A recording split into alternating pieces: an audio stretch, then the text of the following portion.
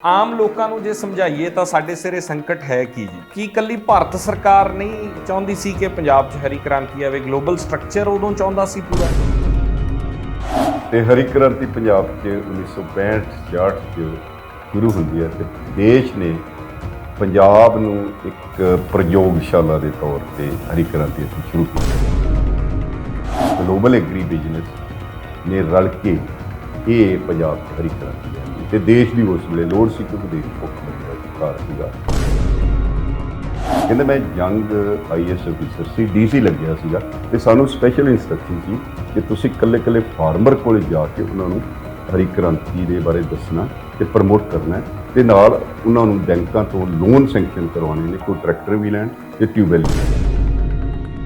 ਮੈਨੂੰ ਲੱਗਦਾ ਕਿ ਮੇਰੇ ਪਿੰਡ 'ਚ ਉਦੋਂ ਅੱਧੇ ਕੀ ਵੱਧ ਤੋਂ ਵੱਧ ਕਿਸਾਨ ਜੁੱਤੀ ਨਹੀਂ ਸੀ ਪਾਉਂਦੇ ਹੁੰਦੇ ਪੈਰੀ ਜੀ, ਕਿਉਂਕਿ ਉਹ ਖਰੀਦਣਾ ਔਖੀ ਹੁੰਦੀ ਸੀ।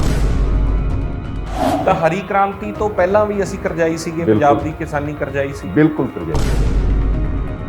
ਸੋ ਇਹ ਜਿਹੜਾ ਹਰੀ ਕ੍ਰਾਂਤੀ ਹੈ ਇਹਨੇ ਮਸ਼ੀਨਰੀ ਤੇ ਕਰਜ਼ਾ ਵਧਾਇਆ, ਇਹਨੇ ਤੁਹਾਡਾ ਪਾਣੀ ਦਾ ਜਿਹੜਾ ਲੈਵਲ ਡੂੰਘਾ ਕੀਤਾ, ਵਾਰ-ਵਾਰ ਟਿਊਬਵੈੱਲ ਲਾਉਣੇ ਪਏ, ਔਰ ਇਹਨੇ ਟਰੈਕਟਰਾਂ ਦੇ ਖਰਚਾ ਜਦੋਂ ਕੋਈ ਟਰੈਕਟਰ ਦੀਆਂ ਕਿਸ਼ਤਾਂ ਪੂਰੀਆਂ ਹੁੰਦੀਆਂ ਉਦੋਂ ਟਰੈਕਟਰ ਪੂਰਾ ਹੋ ਜਾਂਦਾ।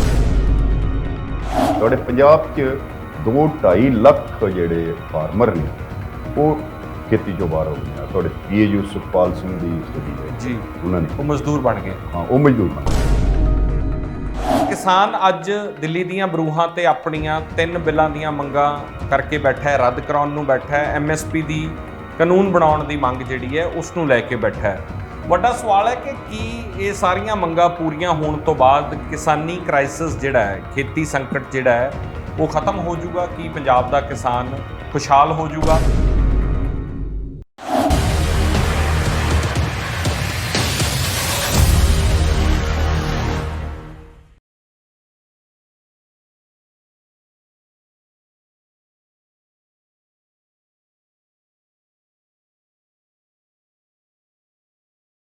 ਸਤਿ ਸ਼੍ਰੀ ਅਕਾਲ, ਔਨ 에ਅਰ ਦੇਖ ਰਹੇ ਹੋ। ਮੈਂ ਹਾਂ ਸਿਮਰਨਜੋਤ ਸਿੰਘ ਮੱਕੜ। ਕਿਸਾਨੀ ਸੰਕਟ ਨੂੰ ਲੈ ਕੇ ਚਰਚਾਵਾਂ ਬਹੁਤ ਲੰਮੇ ਚਿਰ ਤੋਂ ਹੁੰਦੀਆਂ ਆ ਰਹੀਆਂ। ਪੰਜਾਬ ਦੇ ਕਿਸਾਨ ਸਿਰ ਕਰਜ਼ੇ ਦੀ ਵੀ ਗੱਲਬਾਤ ਹੋਈ। ਮੌਜੂਦਾ ਸਰਕਾਰ ਜਦੋਂ ਬਣੀ ਸੀ ਉਦੋਂ ਵੀ ਟੀ ਹੱਕ ਹੋਣਾ ਦਾ ਇੱਕ ਕਮਿਸ਼ਨ ਬਣਾਇਆ ਗਿਆ ਸੀ। ਕਿਸਾਨ ਸਿਰ ਕਰਜ਼ੇ ਦੀ ਚਰਚਾ ਉਦੋਂ ਬਹੁਤ ਹੋਈ। ਪਰ ਕਿਸਾਨ ਅੱਜ ਦਿੱਲੀ ਦੀਆਂ ਬਰੂਹਾਂ ਤੇ ਆਪਣੀਆਂ 3 ਬਿੱਲਾਂ ਦੀਆਂ ਮੰਗਾਂ ਕਰਕੇ ਬੈਠਾ ਹੈ, ਰੱਦ ਕਰਾਉਣ ਨੂੰ ਬੈਠਾ ਹੈ। MSP ਦੀ ਕਾਨੂੰਨ ਬਣਾਉਣ ਦੀ ਮੰਗ ਜਿਹੜੀ ਹੈ ਉਸ ਨੂੰ ਲੈ ਕੇ ਬੈਠਾ ਹੈ। ਵੱਡਾ ਸਵਾਲ ਹੈ ਕਿ ਕੀ ਇਹ ਸਾਰੀਆਂ ਮੰਗਾਂ ਪੂਰੀਆਂ ਹੋਣ ਤੋਂ ਬਾਅਦ ਕਿਸਾਨੀ ਕ੍ਰਾਈਸਿਸ ਜਿਹੜਾ ਹੈ, ਖੇਤੀ ਸੰਕਟ ਜਿਹੜਾ ਹੈ ਉਹ ਖਤਮ ਹੋ ਜਾਊਗਾ? ਕੀ ਪੰਜਾਬ ਦਾ ਕਿਸਾਨ ਖੁਸ਼ਹਾਲ ਹੋ ਜਾਊਗਾ? ਇਸ ਉੱਤੇ ਅੱਜ ਸਾਨੂੰ ਮਾਣ ਮਹਿਸੂਸ ਹੋ ਰਿਹਾ ਹੈ ਕਿ ਅਸੀਂ ਪੰਜਾਬ ਦੇ ਉਸ ਅਰਥ ਸ਼ਾਸਤਰੀ ਦੇ ਨਾਲ, ਦੇਸ਼ ਦੇ ਉਸ ਵੱਡੇ ਅਰਥ ਸ਼ਾਸਤਰੀ ਦੇ ਨਾਲ ਗੱਲਬਾਤ ਕਰਾ ਰਹੇ ਹਾਂ, ਤੁਹਾਡੇ ਨਾਲ ਰੂਬਰੂ ਕਰਾ ਰਹੇ ਹਾਂ, ਜੋ ਬਹੁਤ ਬਰੀਕੀ ਦੇ ਨਾਲ ਇਸ ਸਾਰੇ ਸੰਕਟ ਨੂੰ ਸਮਝਦੇ ਨੇ। RS ਘੁੰਮਣ ਸਾਹਿਬ ਸਾਡੇ ਨਾਲ ਨੇ। ਬਹੁਤ ਸਵਾਗਤ ਹੈ ਜੀ। ਘੁੰਮਣ ਸਾਹਿਬ, ਇਸ ਸੰਕਟ ਨੂੰ ਜੇ ਸੌਖੇ ਸ਼ਬਦਾਂ 'ਚ ਪੰਜਾਬ ਦੇ ਲੋਕਾਂ ਨੂੰ ਸਮਝਾਈਏ, ਇੱਕ ਤਾਂ ਆਰਥਿਕ ਮਾਹਰ ਦੇ ਤੌਰ ਤੇ ਬਹੁਤ ਐਸੀਆਂ ਟਰਮੀਨੋਲੋਜੀਜ਼ ਹੁੰਦੀਆਂ ਜੋ ਸਿਰਫ ਤੁਸੀਂ ਜਾਂ ਇਕਨੋਮਿਸਟ ਹੀ ਸਮਝਦੇ ਹੈ। ਆਮ ਲੋਕਾਂ ਨੂੰ ਜੇ ਸਮਝਾਈਏ ਤਾਂ ਸਾਡੇ ਸਿਰੇ ਸੰਕਟ ਹੈ ਕੀ ਜੀ? ਦੇਖੋ, ਪੰਜਾਬ ਦੀ ਖੇਤੀ ਦਾ ਜਿਹੜਾ ਖੁਸ਼ਹਾਲੀ ਦਾ ਦੌਰ ਤੇ ਸੰਕਟ ਦਾ ਦੌਰ ਦੋਨੇ ਹੀ ਹਰੀ ਕ੍ਰਾਂਤੀ ਨਾਲ ਸ਼ੁਰੂ ਹੁੰਦੇ ਨੇ ਜੀ। ਤੇ ਹਰੀ ਕ੍ਰਾਂਤੀ ਪੰਜਾਬ 'ਚ 1965-66 'ਚ ਸ਼ੁਰੂ ਹੁੰਦੀ ਹੈ ਤੇ ਦੇਸ਼ ਨੇ ਪੰਜਾਬ ਨੂੰ ਇੱਕ ਪ੍ਰਯੋਗਸ਼ਾਲਾ ਦੇ ਤੌਰ ਤੇ ਹਰੀ ਕ੍ਰਾਂਤੀ ਇੱਥੇ ਸ਼ੁਰੂ ਕੀਤੀ। ਕਿਉਂਕਿ ਉਹਨਾਂ ਨੂੰ ਲੱਗਦਾ ਸੀ ਕਿ ਪੰਜਾਬ ਦਾ ਕਿਸਾਨ ਮਿਹਨਤੀ ਹੈ, ਪੰਜਾਬ ਦੀ ਜ਼ਮੀਨ ਉਪਜਾਊ ਹੈ, ਇੱਥੇ ਪਾਣੀ ਬਹੁਤ ਹੈ, ਜ਼ਮੀਨੀ ਪਾਣੀ ਵੀ ਤੇ ਨਹਿਰੀ ਪਾਣੀ ਜੀ। ਇਹ ਪਾਣੀ ਬਹੁਤ ਹੈ, ਇਸ ਕਰਕੇ ਤੇ ਜਿਹੜੇ ਉਹ so called high yielding variety seed, ਵੱਧ ਝਾੜ ਦੇਣ ਵਾਲੇ ਬੀਜ ਹੈ, ਉਹ ਕੋਈ ਵੱਧ ਝਾੜ ਦੇਣ ਵਾਲੇ ਐਜ਼ ਸੱਚ ਨਹੀਂ ਸਨ। ਉਹ ਰਿਸਪੌਂਸਿਵ ਸੀ ਪਾਣੀ ਨੂੰ, ਕਿ ਜਿੱਥੇ ਪਾਣੀ ਹੋਏਗਾ ਉੱਥੇ ਵੱਧ ਝਾੜ ਹੋਏਗਾ, ਤੇ ਪੰਜਾਬ ਉਹਦੇ ਲਈ ਫਿੱਟ ਕੇਸ ਸੀਗਾ। ਤੇ ਮੈਂ ਬਹੁਤ ਜ਼ਿਆਦਾ ਵਿਸਥਾਰ 'ਚ ਨਹੀਂ ਇਹਦੇ ਲਈ ਜਾਵਾਂਗਾ, ਮੈਂ ਕਾਫੀ ਇਸ 'ਤੇ ਲਿਖਿਆ ਵੀ ਹੈ ਕਿ ਕਿਵੇਂ ਗਲੋਬਲ ਐਗਰੀ ਬਿਜ਼ਨਸ ਨੇ ਰਲ ਕੇ ਇਹ ਪੰਜਾਬ 'ਚ ਹਰੀ ਕ੍ਰਾਂਤੀ ਲਿਆਂਦੀ ਤੇ ਦੇਸ਼ ਦੀ ਉਸ ਵੇਲੇ ਲੋੜ ਸੀ ਕਿਉਂਕਿ ਦੇਸ਼ ਭੁੱਖਮਰੀ ਦਾ ਸ਼ਿਕਾਰ ਸੀਗਾ। ਔਰ PL 480 ਦੇ ਅੰਡਰ ਇੰਟਰਨੈਸ਼ਨਲ ਪੋਲਿਟਿਕਸ ਵੀ ਹੋ ਰਹੀ ਸੀ। ਤੁਸੀਂ ਸ਼ਬਦ ਵਰਤਿਆ ਕਿ ਗਲੋਬਲੀ। ਕੀ ਇਕੱਲੀ ਭਾਰਤ ਸਰਕਾਰ ਨਹੀਂ ਚਾਹੁੰਦੀ ਸੀ ਕਿ ਪੰਜਾਬ 'ਚ ਹਰੀ ਕ੍ਰਾਂਤੀ ਆਵੇ? ਗਲੋਬਲ ਸਟਰਕਚਰ ਉਦੋਂ ਚਾਹੁੰਦਾ ਸੀ ਪੂਰਾ? ਨਹੀਂ, ਦੇਖੋ ਕਦੇ ਵੀ ਇਸ ਤਰ੍ਹਾਂ ਨਿਖੇੜ ਕੇ ਨਹੀਂ ਦੇਖਿਆ ਜਾ ਸਕਦਾ। ਜਿਹੜਾ ਗਲੋਬਲ ਐਗਰੀ ਬਿਜ਼ਨਸ ਉਸ ਵੇਲੇ ਜੇ ਤੁਸੀਂ ਅੱਜ ਤੋਂ 65-66 ਦੀ ਇੰਡੀਅਨ ਇਕਾਨਮੀ ਵੱਲ ਜਾਓ ਤਾਂ ਉਸ ਵੇਲੇ ਇੰਡੀਅਨ ਇਕਾਨਮੀ ਇਸ ਪੱਧਰ ਦੀ ਵਿਕਾਸ ਤੇ ਨਹੀਂ ਸੀ ਜਦੋਂ ਜਿੰਨੀ ਹੁਣ ਹੈ। ਉਸ ਵੇਲੇ ਸਾਨੂੰ ਜਿਹੜੇ ਬੀਜ ਵੱਧ ਝਾੜ ਦੇਣ ਵਾਲੇ ਬੀਜ ਕਣਕ ਜਾਂ ਝੋਨਾ ਇਹ ਬਾਹਰੋਂ ਹੀ ਆਏ ਸੀ ਤੇ ਟੈਕਨੋਲੋਜੀ ਵੀ ਬਾਹਰੋਂ ਕਾਫੀ ਆਈ ਉਸ ਵੇਲੇ ਸਾਡੇ ਕੋਲ। ਪਰ ਭਾਰਤ ਸਰਕਾਰ ਦੀ ਇੱਕ ਜਿਹੜੀ ਬਹੁਤ ਲੋੜ ਸੀ ਉਹ ਸੀ ਕਿ PL 480 ਦੇ ਅੰਡਰ ਜਿਹੜੀ ਸਾਨੂੰ ਫੂਡ ਏਡ ਆਉਂਦੀ ਹੈ, ਅਨਾਜ ਦੀ ਏਡ ਆਉਂਦੀ, ਤੇ ਉਹਦੇ ਨਾਲ ਕਈ ਵਾਰ ਬਾਂਹ ਵੀ ਮਰੋੜਦੇ ਨੇ ਉਹ ਕੰਟਰੀ, ਅਮਰੀਕਾ ਦੇ PL 480 ਉਹ ਤੋਂ ਬਚਿਆ ਜਾਵੇ। ਤੇ ਉਹਨਾਂ ਨੂੰ ਵੀ ਲੱਗਿਆ ਕਿ ਅਸੀਂ ਕਿੰਨਾ ਚਿਰ ਇਹ ਸਸਤਾ ਅਨਾਜ ਦੇਈ ਜਾਵਾਂਗੇ। ਉਸ ਤੇ ਜਿਹੜੇ ਸਾਇੰਟਿਸਟ ਇਨ ਭਾਰਤ ਦੇ ਪੰਜਾਬ ਦੇ ਵੀ ਉਹ ਉਹਨਾਂ ਨੇ ਟ੍ਰੇਨ ਕੀਤੇ, ਫਿਲੀਪਾਈਨ 'ਚ ਵੀ ਕੀਤੇ, ਅਮਰੀਕਾ 'ਚ ਵੀ ਕੀਤੇ।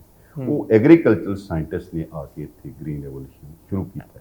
ਸੋ ਇਸ ਕਰਕੇ ਭਾਰਤ ਸਰਕਾਰ ਵੀ ਚਾਹੁੰਦੀ ਸੀ। ਰਾਦਰ ਜਦੋਂ ਮੈਂ ਪਿਛਲੇ ਦਿਨੀ ਮੈਨੂੰ ਇੱਕ ਬੜੇ ਸੀਨੀਅਰ IAS ਅਫਸਰ ਰਿਟਾਇਰਡ TK ਨਾਲ ਜਿਹੜੇ ਚੀਫ ਸੈਕਟਰੀ ਵੀ ਰਹੇ ਆ, ਉਹ ਕੋਈ 4-5 ਮਹੀਨੇ ਪਹਿਲਾਂ ਮੇਰੇ ਨਾਲ ਕਾਫੀ ਲੰਬੀ ਗੱਲਬਾਤ ਕਰੇ।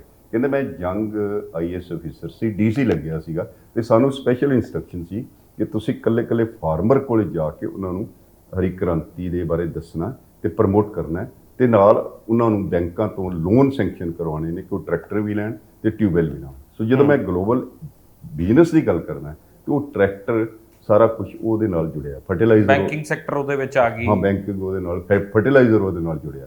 ਸੋ ਐਗਰੀ ਬਿਜ਼ਨਸ ਉਹ ਇੱਕ ਖੁਸ਼ਹਾਲੀ ਤੇ ਕੰਗਾਲੀ ਦੋਨੋਂ ਉੱਥੋਂ ਸ਼ੁਰੂ ਹੁੰਦੇ ਨੇ। ਔਰ ਜੇ ML ਡਾਰਲਿੰਗ ਦੀ ਗੱਲ ਕਰੀਏ, ਜਿਹੜਾ ਕਿ ਅੰਗਰੇਜ਼ ICS ਅਫਸਰ ਸੀ 1920s ਦੇ ਵਿੱਚ, ਤਾਂ ਉਹਨੇ ਇੱਕ ਕਿਤਾਬ ਲਿਖੀ ਸੀ ਪੰਜਾਬ ਪੀਜੈਂਟਰੀ ਇਨ ਡੈਟ ਐਂਡ ਪ੍ਰੋਸਪੈਰਿਟੀ, ਕਿ ਪੰਜਾਬ ਦੀ ਜਿਹੜੀ ਕਿਸਾਨੀ ਹੈ ਉਹ ਕਰਜ਼ੇ 'ਚ ਵੀ ਹੈ ਤੇ ਖੁਸ਼ਹਾਲੀ 'ਚ ਵੀ ਹੈ। ਇਹ 1925 'ਚ ਲਿਖੀ ਸੀ ਉਹਨੇ। ਅੱਜ 100 ਸਾਲ ਬਾਅਦ ਵੀ ਉਹੀ ਵਰਤਾਰਾ ਹੈ। 1925 'ਚ ਵੀ ਪੰਜਾਬ ਦਾ ਕਿਸਾਨ ਕਰਜ਼ਾਈ ਸੀਗਾ। ਕਰਜ਼ਾਈ ਸੀ। ਤਾਂ ਹਰੀ ਕ੍ਰਾਂਤੀ ਤੋਂ ਪਹਿਲਾਂ ਵੀ ਅਸੀਂ ਕਰਜ਼ਾਈ ਸੀਗੇ, ਪੰਜਾਬ ਦੀ ਕਿਸਾਨੀ ਕਰਜ਼ਾਈ ਸੀ। ਬਿਲਕੁਲ ਕਰਜ਼ਾਈ ਸੀ। ਫਿਰ ਖੁਸ਼ਹਾਲੀ ਵੱਲ ਕਿਵੇਂ ਉਹਨੂੰ? ਖੁਸ਼ਹਾਲੀ ਵੱਲ ਮੈਂ ਆਪ ਕਿਉਂਕਿ ਕਿਸਾਨੀ ਪਰਿਵਾਰ 'ਚੋਂ ਹਾਂ, ਤੇ ਮੈਨੂੰ ਲੱਗਦਾ ਕਿ ਮੇਰੇ ਪਿੰਡ 'ਚ ਉਦੋਂ ਅੱਧੇ ਕੀ ਵੱਧ ਤੋਂ ਵੱਧ ਕਿਸਾਨ ਜੁੱਤੀ ਨਹੀਂ ਸੀ ਪਾਉਂਦੇ ਹੁੰਦੇ ਪੈਰੀ ਜੀ, ਕਿਉਂਕਿ ਉਹ ਖਰੀਦਣਾ ਔਖੀ ਹੁੰਦੀ ਸੀ, ਜਾਂ ਕੱਪੜੇ ਜਿਸ ਕਿਸਮ ਦਾ। ਹਰੀ ਕ੍ਰਾਂਤੀ ਨੇ ਖੁਸ਼ਹਾਲੀ ਲਿਆਂਦੀ ਕਿ ਤੁਹਾਡੀ ਜਿਹੜੇ ਬਲਦਾਂ ਨਾਲ ਖੇਤੀ ਹੁੰਦੀ ਸੀ ਉਹਦਾ ਮਸ਼ੀਨੀਕਰਨ ਹੋਇਆ, ਇੱਕ ਇਹ ਕ੍ਰਾਂਤੀ ਆਈ ਜੀ। ਇੰਸਟੀਟਿਊਸ਼ਨਲ ਰਿਫਾਰਮਸ ਹੋਏ, ਔਰ ਦੂਸਰਾ ਜਿਹੜੇ ਆ ਕਿ ਲੋਕਾਂ ਕੋਲੇ ਸ਼ੁਰੂ ਦੇ ਵਿੱਚ ਦਹਾਕੇ 'ਚ ਆਮਦਨ ਬਹੁਤ ਵਧੀ। 70s ਤੇ 80s ਦੇ ਵਿੱਚ ਜੀਲਡ ਵੀ ਵਧਿਆ, ਪ੍ਰੋਡਕਸ਼ਨ ਵੀ ਵਧਿਆ, ਤੇ ਲੋਕਾਂ ਦੀ ਇਨਕਮ ਵੀ ਵਧੀ। ਔਰ ਉਸ ਵੇਲੇ ਜਿਹੜਾ MSP ਦਾ ਜਿਹੜਾ ਸਿਲਸਿਲਾ ਸੀ 1965 'ਚ 3 ਚੀਜ਼ਾਂ ਕੀਤੀਆਂ ਗਈਆਂ ਹਰੀ ਕ੍ਰਾਂਤੀ ਨੂੰ ਸਪੋਰਟ ਕਰਨ ਲਈ ਜੀ, ਤੇ ਦੇਸ਼ ਦੀ ਭੁੱਖਮਰੀ ਉਹਨੂੰ ਦੂਰ ਕਰਨ ਲਈ। ਕਿ ਇੱਕ ਤਾਂ ਜਿਹੜਾ ਘੱਟੋ ਘੱਟ ਹੁਣ ਤਾਂ MSP ਆਮ ਸ਼ਬਦ ਹੋ ਗਿਆ ਨਾ, ਕਿ MSP ਨਿਸ਼ਚਿਤ ਕਰ ਦਿਓ ਤਾਂ ਕਿ ਲੋਕ ਉਹ ਪ੍ਰੋਡਿਊਸ ਕਰਨ। ਦੂਜਾ ਉਹਨਾਂ ਨੇ ਕਿਹਾ ਕਿ ਇਹਦੀ ਪ੍ਰੋਕਿਉਰਮੈਂਟ ਜਿਹੜੀ ਖਰੀਦ ਹੈ ਉਹ ਸਾਰੀ ਨਿਸ਼ਚਿਤ ਯਕੀਨੀ ਬਣਾਓ, ਤੇ ਉਹਦੇ ਵਾਸਤੇ 2 ਇੰਸਟੀਟਿਊਸ਼ਨਸ ਵੀ ਆਈਆਂ। ਇੱਕ ਐਗਰੀਕਲਚਰ ਪ੍ਰਾਈਸ ਕਮਿਸ਼ਨ ਆਇਆ ਜੀ, ਜਿਹੜਾ ਕਿ 1985 CACP ਬਣ ਜਾਂਦਾ ਹੈ। ਇੱਕ ਫੂਡ ਕਾਰਪੋਰੇਸ਼ਨ ਆਫ ਇੰਡੀਆ ਆਈ। ਸੋ ਇਹ ਦੋਨਾਂ ਨੇ ਮਿਲ ਕੇ ਇਹ ਹਰੀ ਕ੍ਰਾਂਤੀ ਨੂੰ ਕਾਮਯਾਬ ਕੀਤਾ, ਨਾਲ ਪੰਜਾਬ ਦੀ ਕਿਸਾਨੀ ਨੇ ਔਰ ਨਾਲ ਗਵਰਨਮੈਂਟ ਦੀ ਸਪੋਰਟ ਨੇ। ਸੋ ਉਹ ਜਦੋਂ ਆਪਾਂ ਲੇਟ 80s ਚਲੇ ਜਾਂਦੇ ਆ ਜਾਂ ਅਰਲੀ 90, ਤੇ ਜੀਲਡ ਜਿਹੜਾ ਉਤਪਾਦਨ ਝਾੜ ਹੈ ਉਹ ਖੜੋਤ 'ਚ ਆ ਜਾਂਦਾ ਹੈ ਤੇ ਖਰਚੇ ਵੱਧ ਜਾਂਦੇ ਨੇ। ਉਦੋਂ ਤੱਕ ਉਹ ਇਨਕਰੀਜ਼ਿੰਗ ਰੇਟ ਤੇ ਸੀਗਾ, 65 ਤੋਂ ਲੈ ਕੇ 90-92 ਤੱਕ ਇਨਕਰੀਜ਼। ਮੈਂ 70s 1970ਵਿਆਂ ਦਾ ਤੇ 80ਵਿਆਂ ਦਾ 90ਵਿਆਂ ਦਾ ਜਦੋਂ ਡੇਟਾ ਮੈਂ ਕਾਫੀ ਵੱਡਾ ਇੱਕ ਪੇਪਰ ਲਿਖਿਆ ਹੈਗਾ, ਉਹਦੇ ਵਿੱਚ ਦੇਖਿਆ ਤਾਂ ਜਿਹੜੇ ਸਾਡੇ 80 ਤੇ 90 'ਚ ਉਹਦੇ ਵਾਧੇ ਦੀ ਦਰ ਜਿਹੜੀ ਆ ਉਹ ਘਟ ਰਹੀ ਸੀ। ਮਤਲਬ ਵਾਧਾ ਤਾਂ ਹੋ ਰਿਹਾ, ਡਿਕਰੀਜ਼ਿੰਗ ਰੇਟ ਤੇ ਵੱਧ ਰਿਹਾ ਸੀ, ਡਿਕਰੀਜ਼ਿੰਗ ਰੇਟ ਤੇ, ਹਾਂ, ਘਟਦੀ ਹੋਈ ਦਰ ਨਾਲ ਵੱਧ ਰਿਹਾ ਸੀ। ਤੇ ਇਸੇ ਪੀਰੀਅਡ 'ਚ ਕਿਸਾਨੀ ਦਾ ਜਿਹੜਾ ਹੈ ਉਹ ਖਰਚਾ ਵਧਣ ਲੱਗੇ, ਤੇ ਜਿਹੜੀ ਅਗਲੇ ਕੁਇੰਟਲ ਤੋਂ ਜਾਂ ਅਗਲੇ ਕਿਲੋ ਤੋਂ ਜਿਹੜੀ ਆਮਦਨ ਹੋਣੀ ਆ ਉਹ ਘਟਣ ਲੱਗੀ। ਤੇ ਇਹ ਖਰਚੇ ਵਧਣ ਨਾਲ ਤੇ ਆਮਦਨ ਦੀ ਵਾਧੇ ਦੀ ਦਰ ਘਟਣ ਨਾਲ ਜਿਹੜੀ ਨੈਟ ਇਨਕਮ ਹੈ ਉਹਦੀ ਕੁੱਲ ਖਰਚੇ ਕੱਢ ਕੇ ਉਹ ਘਟਣੀ ਸ਼ੁਰੂ ਹੋ ਗਈ। ਖਰਚੇ ਜਿਹੜੇ ਆ ਉਹ 2-2.5 ਦਹਾਕਿਆਂ 'ਚ ਇੱਕ ਖਾਸ ਲੈਵਲ ਤੇ ਮੈਂਟਲ ਲੈਵਲ ਤੇ ਵੀ ਹੋ ਗਿਆ ਕਿ ਅਸੀਂ ਤਾਂ ਖੁਸ਼ਹਾਲ ਹਾਂ, ਖਰਚੇ ਉਹੀ ਰਹੇ। ਔਰ ਫਿਰ ਤੁਹਾਡੇ ਮਾਲ ਵਿੱਚ ਜਦੋਂ ਮਿਡ 90s ਤੋਂ ਬਾਅਦ ਕਪਾਹ ਦਾ ਫਸਲਾਂ ਫੇਲ ਹੁੰਦੀਆਂ ਨੇ ਜੀ, ਉਦੋਂ ਕ੍ਰਾਈਸਿਸ ਜਾਂਦਾ ਹੈ, ਫਿਰ ਉਹ ਝੋਨੇ ਦੀ ਫਸਲ ਵੱਲ ਜਾਂਦੇ ਨੇ।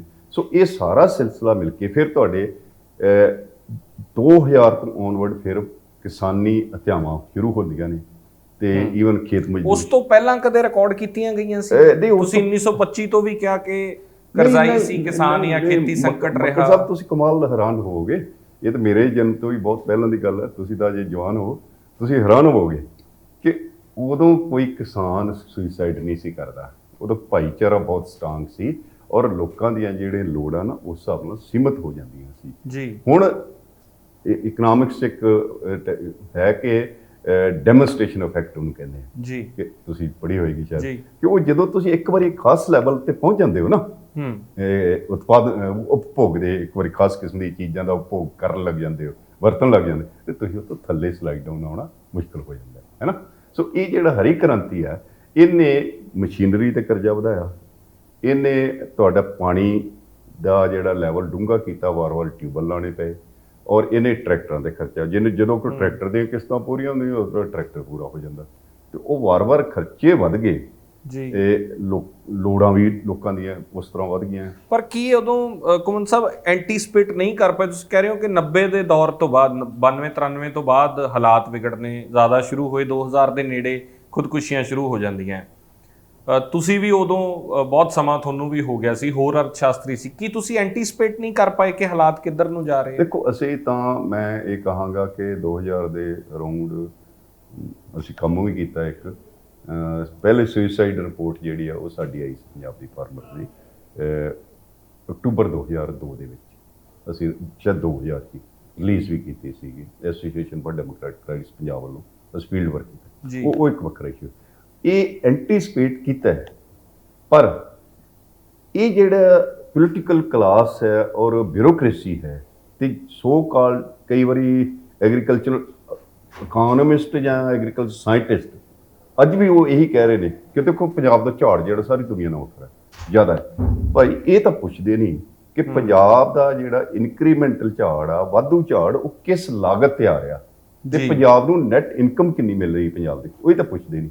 ਠੀਕ ਹੈ, ਤੇ ਇਹ ਝਾੜ ਇਕੱਲੇ ਨਾਲ ਥੋੜਾ ਗੱਲ ਬਣ ਜਾਣੀ ਕਿ ਝਾੜ ਵਧ ਗਿਆ। ਸੋ ਉਹ ਜਿਹੜਾ ਭੂਤ ਸਵਾਰ ਸੀਗਾ ਤੇ ਦੇਸ਼ ਨੂੰ ਲੋੜ ਸੀਗੀ, ਤੇ ਉਹ ਸਾਰੇ ਕੁਛ ਨੇ ਹੋਰ ਕੁਛ ਕਰਨ ਹੀ ਨਹੀਂ ਦਿੱਤਾ, ਔਰ ਇਹ ਮਹਿਸੂਸ ਨਹੀਂ ਹੋਣ ਦਿੱਤਾ ਕਿ ਹਰੀ ਕ੍ਰਾਂਤੀ ਜਿਹੜੀ ਇਕਨੋਮਿਕ ਥਿਊਰੀ ਮੌਜੂਦ ਹੈ ਇਹਦੇ ਵਿੱਚ, ਕਿ ਜਦੋਂ ਕਿਸੇ ਕੰਟਰੀ ਦੀ, ਕਿਸੇ ਖਿੱਤੇ ਦੀ ਖੇਤੀਬਾੜੀ ਉન્નਤ ਹੁੰਦੀ ਹੈ, ਉਹਦੀ ਸਰਪਲਸ ਇਨਕਮ ਜਨਰੇਟ ਹੁੰਦੀ ਹੈ, ਤਾਂ ਉਹ ਜਿਹੜੀ ਵਾਧੂ ਇਨਕਮ ਆ ਉਹ ਨਾਨ ਐਗਰੀਕਲਚਰ ਸੈਕਟਰ ਚਲਾ ਕੇ ਇੰਡਸਟਰੀਅਲ ਸੈਕਟਰ ਗਰੋ ਕਰੋ, ਉੱਥੇ ਉਤਪਾਦਨ ਵਧਾਓ, ਇੰਪਲੋਇਮੈਂਟ ਜਨਰੇਟ ਕਰੋ।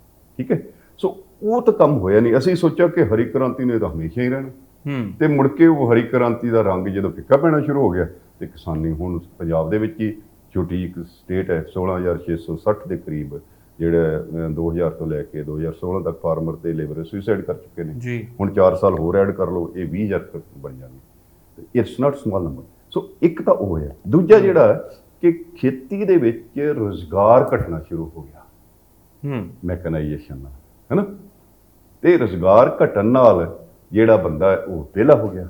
ਬਿਲਕੁਲ, ਕਿ ਜੇ ਤੁਸੀਂ 3 ਮਹੀਨੇ ਤੋਂ ਵੱਧ ਕੰਮ ਨਹੀਂ ਹੈ ਖੇਤੀ 'ਚ, ਜੇ 8 ਘੰਟੇ ਦੀ ਦਿਹਾੜੀ ਲਾਓ, ਔਰ ਮੇਰੇ ਖਿਆਲ ਮਿਡ 90s ਤੋਂ ਲੈ ਕੇ 2000 ਤੱਕ ਕੋਈ 48,000 ਕਰੋੜ ਮੈਂਡੇਜ ਤੋਂ 45,000 ਕਰੋੜ ਮੈਂਡੇਜ ਜਿਹੜਾ ਉਹ ਕੰਮ ਰਹਿ ਗਿਆ। ਠੀਕ ਹੈ ਨਾ। ਸੋ ਇਹ ਸਾਰੇ ਸਿਲਸਿਲੇ ਨੇ ਖੇਤੀ ਦਾ ਸੰਕਟ ਜਿਹੜਾ ਬਹੁਤ ਗੰਭੀਰ ਕਰ ਦਿੱਤਾ ਹੈ। ਔਰ ਜਿਹੜਾ ਤੁਸੀਂ ਕਹਿੰਦੇ ਹੋ ਕਿ ਉਸ ਵੇਲੇ ਕਿਸੇ ਨੇ ਸੋਚਿਆ ਨਹੀਂ, ਪੰਜਾਬ ਸਰਕਾਰ ਨੇ ਉਸ ਵੇਲੇ ਜੋਲ ਕਮੇਟੀ ਬਣੀ ਸੀ ਇੱਕ, ਜਿਹਦੇ ਵਿੱਚ 86 ਦੇ ਵਿੱਚ, ਫਿਰ 2002 ਚ ਉਹਨਾਂ ਨੇ ਰਿਕਮੈਂਡ ਕੀਤਾ ਕਿ ਪਾਣੀ ਥੱਲੇ ਜਾ ਰਿਹਾ ਹੈਗਾ।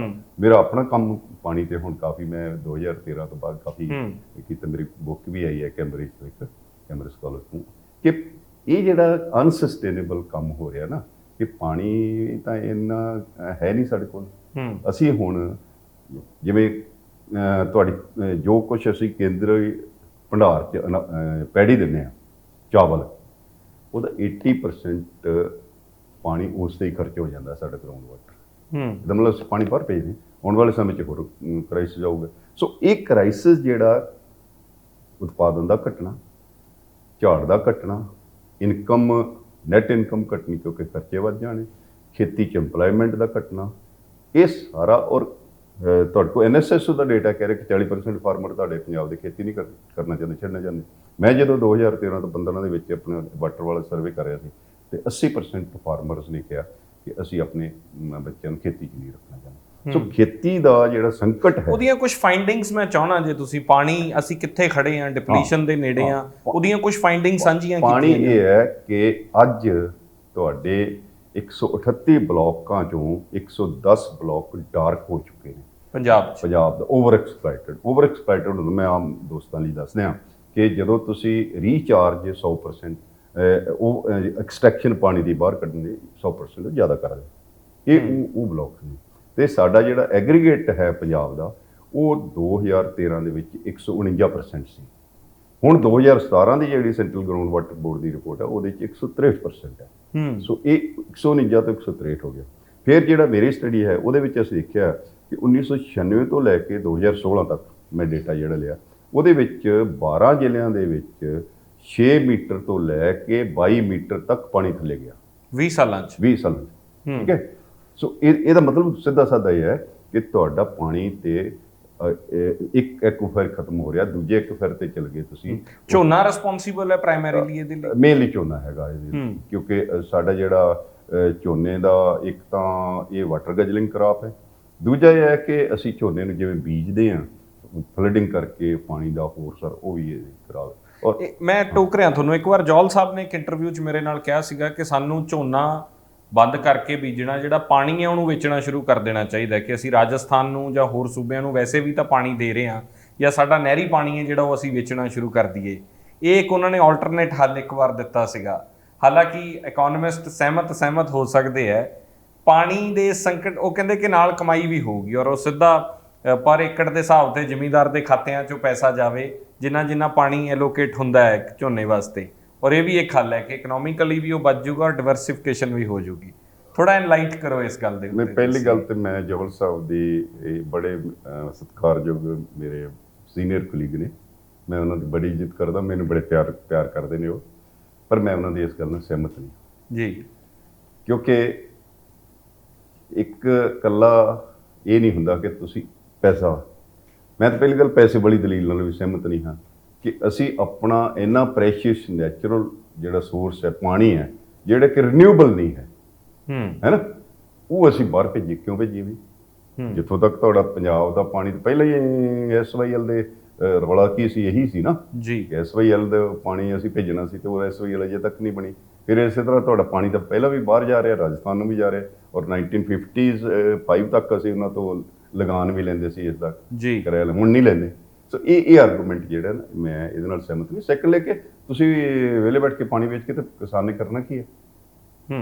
ਮੇਰਾ ਆਰਗੂਮੈਂਟ ਇਹ ਹੈ ਕਿ ਜਿਸ ਤਰੀਕੇ ਨਾਲ 2010 ਤੋਂ ਕੇਂਦਰ ਸਰਕਾਰ ਕਹਿ ਰਹੀ ਹੈ ਕਿ ਪੰਜਾਬ ਨੂੰ ਕਣਕ ਝੋਨੇ ਹੇਠੋਂ ਰਕਬਾ ਘਟਾਉਣਾ ਚਾਹੀਦਾ ਹੈ, ਰਾਦਰ ਇਹ ਕਹਿ ਰਹੇ ਨੇ ਕਿ ਤੁਸੀਂ ਆਪਣੀ ਖਿਆਲ ਰੱਖੋ। 2017 'ਚ ਤੁਹਾਡੇ ਡਾਕਟਰ ਰਾਜੀਵ ਕੁਮਾਰ ਆਉਂਦੇ ਨੇ ਜਿਹੜੇ ਨੀਤੀ ਆਯੋਗ ਦੇ ਵਾਈਸ, ਉਹ ਪੰਜਾਬ ਦੇ CM ਤੇ FM ਦੇ ਉਹਨੂੰ ਕਹਿ ਕੇ ਗਏ ਨੇ। ਇਹ ਵਿਚਾਰੇ ਉਹਨਾਂ ਨੂੰ ਕਹਿੰਦੇ ਨੇ ਕਿ ਅਸੀਂ ਤੁਹਾਨੂੰ ਫੂਡ ਸਿਕਿਉਰਿਟੀ ਦੇ ਰਹੇ ਹਾਂ, ਤੇ ਉਹ ਕਹਿੰਦੇ ਸਾਨੂੰ ਤੁਹਾਡੀ ਫੂਡ ਸਿਕਿਉਰਿਟੀ ਦੀ ਲੋੜ ਨਹੀਂ, ਤੁਸੀਂ ਆਪਣਾ ਖਿਆਲ ਆਪ ਰੱਖੋ। ਔਰ ਮੈਂ ਉਦੋਂ ਲਿਖਿਆ ਸੀ, ਇੰਗਲਿਸ਼ ਟ੍ਰਿਬਿਊਨ ਨੇ ਆਈ ਐਪਰੀਸ਼ੀਏਟ ਕਿ ਮੇਰਾ ਆਰਟੀਕਲ ਉਹ ਛਪਿਆ, ਜਿਹਦੇ ਵਿੱਚ ਮੈਂ ਲਿਖਿਆ ਸੀ ਕਿ ਮਤਲਬ ਨਿਕਲ ਗਿਆ ਤੋਂ ਪਹਿਚਾਨਤੇ ਨੇ, ਕਿ ਭਾਈ ਪੰਜਾਬ ਦੇ ਵਿੱਚ ਝੋਨੇ ਦੀ ਫਸਲ ਨੂੰ ਪ੍ਰਮੋਟ ਕਰਨ ਵਾਲੀ ਕੇਂਦਰ ਸਰਕਾਰ ਦੀਆਂ ਨੀਤੀਆਂ ਹਨ ਤੇ ਦੇਸ਼ ਦੀ ਲੋੜ ਸੀ।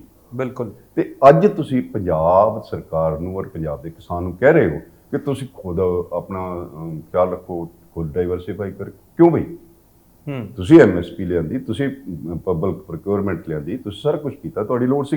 ਹੁਣ ਜਿਸ ਕਿਸਮ ਨਾਲ ਤੁਸੀਂ ਪੰਜਾਬ ਦੇ ਕੋਲੋਂ ਝੋਨੇ ਦੀ ਫਸਲ ਪ੍ਰਮੋਟ ਕਰਵਾਈ ਹੈ, ਜੇ ਪੰਜਾਬ, ਮੈਂ ਵੀ ਕਹਿੰਦਾ ਕਿ ਘਟਣਾ ਚਾਹੀਦਾ, ਪਰ ਇਹ ਤਰੀਕਾ ਗਲਤ ਹੈ ਕਿ ਤੁਸੀਂ ਉਸੇ ਤਰ੍ਹਾਂ ਪਾਲਿਸੀਜ਼ ਲਿਆਓ ਜਿਹਦੇ ਤਹਿਤ ਤੁਸੀਂ ਕਹੋ ਕਿ ਅਸੀਂ ਤੁਹਾਨੂੰ ਅਗਲੇ 10 ਸਾਲਾਂ 'ਚ MSP ਇੱਥੇ ਦਿੰਦੇ ਰਹਾਂਗੇ, ਪ੍ਰੋਕਿਉਰਮੈਂਟ ਵੀ ਕਰਦੇ ਰਹਾਂਗੇ, ਨਾਲ ਤੁਹਾਡੇ ਅਸੀਂ ਆਲਟਰਨੇਟ ਕ੍ਰੌਪਸ ਦੀ ਜਿਹੜੀ ਉਹ R&D ਕਰਦੇ ਹਾਂ, ਵਧੀਆ ਬੀਜ ਦਿੰਦੇ ਹਾਂ, ਔਰ ਉਹ ਪ੍ਰਮੋਟ ਕਰੋ ਤਾਂ ਕਿ ਜਿਹੜਾ ਹੌਲੀ ਹੌਲੀ 20-25% ਏਰੀਆ ਜਿਹੜਾ ਝੋਨੇ ਤੋਂ ਘਟ ਜਾਵੇ। ਉਹ ਤਾਂ ਹੋਈ ਕੋਈ ਗੱਲ। ਹੁਣ ਆ ਵੀ ਜਿਹੜਾ 3 ਕਾਨੂੰਨ ਵੀ ਨੇ ਜੀ, ਮੈਂ ਇਸੇ ਤੇ ਹੀ ਆ ਰਿਹਾ ਸੀਗਾ ਕਿ ਜੇ ਇਹਨੂੰ ਨਾਲ ਜੋੜਿਆ ਜਾਵੇ ਕਾਨੂੰਨਾਂ ਦੇ, ਕੀ ਸਰਕਾਰ ਇਨਡਾਇਰੈਕਟ ਤਰੀਕੇ ਨਾਲ ਚਾਹੁੰਦੀ ਸੀ ਕਿ ਤੁਸੀਂ ਕਣਕ ਝੋਨਾ, ਖਾਸ ਤੌਰ ਤੇ ਝੋਨਾ ਜਿਹੜਾ ਉਹ ਤੁਰੰਤ ਬੰਦ ਕਰ ਦਿਓ? ਉਹਦਾ ਇੱਕ ਤਰੀਕਾ ਇਹ 3 ਕਾਨੂੰਨ ਲਿਆਉਣੇ, ਜਾਂ ਫਿਰ ਇਹਨੂੰ ਲਾਰਜਰ ਦੇਖੀਏ ਤਾਂ ਕੋਈ ਹੋਰ ਕਨਸਪੀਰੇਸੀ ਲੱਗਦੀ ਹੈ? ਦੇਖੋ, ਪਹਿਲਾ ਜਿਹੜਾ ਤੁਹਾਡਾ ਹੈ ਗੱਲ ਉਹ ਬਿਲਕੁਲ ਵਾਜਬ ਹੈ। ਮੈਂ ਸਮਝਦਾ ਕਿ ਇਹ ਵੀ ਇੱਕ ਇਨਡਾਇਰੈਕਟ ਤਰੀਕਾ ਹੈ ਕਿ ਪੰਜਾਬ ਦੇ ਕਿਸਾਨ ਨੂੰ ਜਾਂ ਹਰਿਆਣੇ ਦੇ ਕਿਸਾਨ ਨੂੰ ਕਣਕ ਝੋਨਾ ਬੀਜਣ ਤੋਂ ਹਟਾਓ। ਠੀਕ ਹੈ, ਇਹ ਇੱਕ ਪਾਲਿਸੀ ਸ਼ਾਂਤਾ ਕੁਮਾਰ ਕਮੇਟੀ 2015 ਚ ਇਹੀ ਕਹਿ ਰਹੀ ਹੈ ਕਿ ਉਹੀ ਕਹਿ ਰਹੀ ਹੈ ਕਿ FCI ਜਿਹੜੀ ਡਿਸਮੈਂਟਲ ਕਰ ਦੋ, ਕਰਪਟ ਹੋ ਗਈ, ਫਲਾਣਾ ਹੋ ਗਿਆ, ਟਿੰਗੜਾ ਹੋ ਗਿਆ, ਅਨਵਾਇਬਲ ਹੋ ਗਈ, ਹੈ ਨਾ, ਜਾਂ 6% ਕਿਸਾਨਾਂ ਨੂੰ ਉਹ ਮਿਲ ਰਹੀ ਹੈ ਸਾਰੀ ਤੁਹਾਡੀ MSP ਜੀ। ਉਹ ਉਸ ਆਰਗੂਮੈਂਟ ਨੂੰ ਦੂਜੇ ਤਰ੍ਹਾਂ ਵਰਤੋ ਹਾਂ ਕਿ ਭਾਈ 6% ਨੂੰ ਕਿਉਂ 100% ਨੂੰ ਦਿਓ, ਤੇ ਕਿਉਂ 2-4 ਫਸਲਾਂ ਤੇ 23 ਫਸਲਾਂ ਨੂੰ ਦਿਓ। ਇਹ ਜਿਹੜਾ 3 ਕਾਨੂੰਨ ਲਿਆਂਦੇ ਨੇ, ਇਹਦੇ ਪਿੱਛੇ 2 ਚੀਜ਼ਾਂ ਬਹੁਤ, ਇੱਕ ਤਾਂ ਇਹ ਚੀਜ਼ ਹੈ ਜਿਹੜੀ ਤੁਸੀਂ ਕਹਿ ਰਹੇ ਹੋ, ਦੂਜੀ ਚੀਜ਼ ਜਿਹੜੀ ਹੈ ਕਿ ਖੇਤੀ ਨੂੰ ਪ੍ਰਾਈਵੇਟਾਈਜ਼ ਕਿਵੇਂ ਕਰਨਾ। ਪਹਿਲਾਂ ਵੀ ਪ੍ਰਾਈਵੇਟ ਹੈ, ਸਾਰਾ ਇਨਫਾਰਮਲ ਸੈਕਟਰ 'ਚ ਹੈ, ਕਿ ਉਹਨੂੰ ਇੱਕ ਫਾਰਮਲੀ ਕਾਰਪੋਰੇਟ ਸੈਕਟਰ ਨੂੰ ਕਿਵੇਂ ਦੇਣਾ ਖੇਤੀ ਨੂੰ, ਉਹ ਤਾਂ ਕਬਜ਼ਾ ਕਿਵੇਂ ਕਰਾਉਣਾ, ਇੱਕ ਤਾਂ ਉਹ ਹੈ।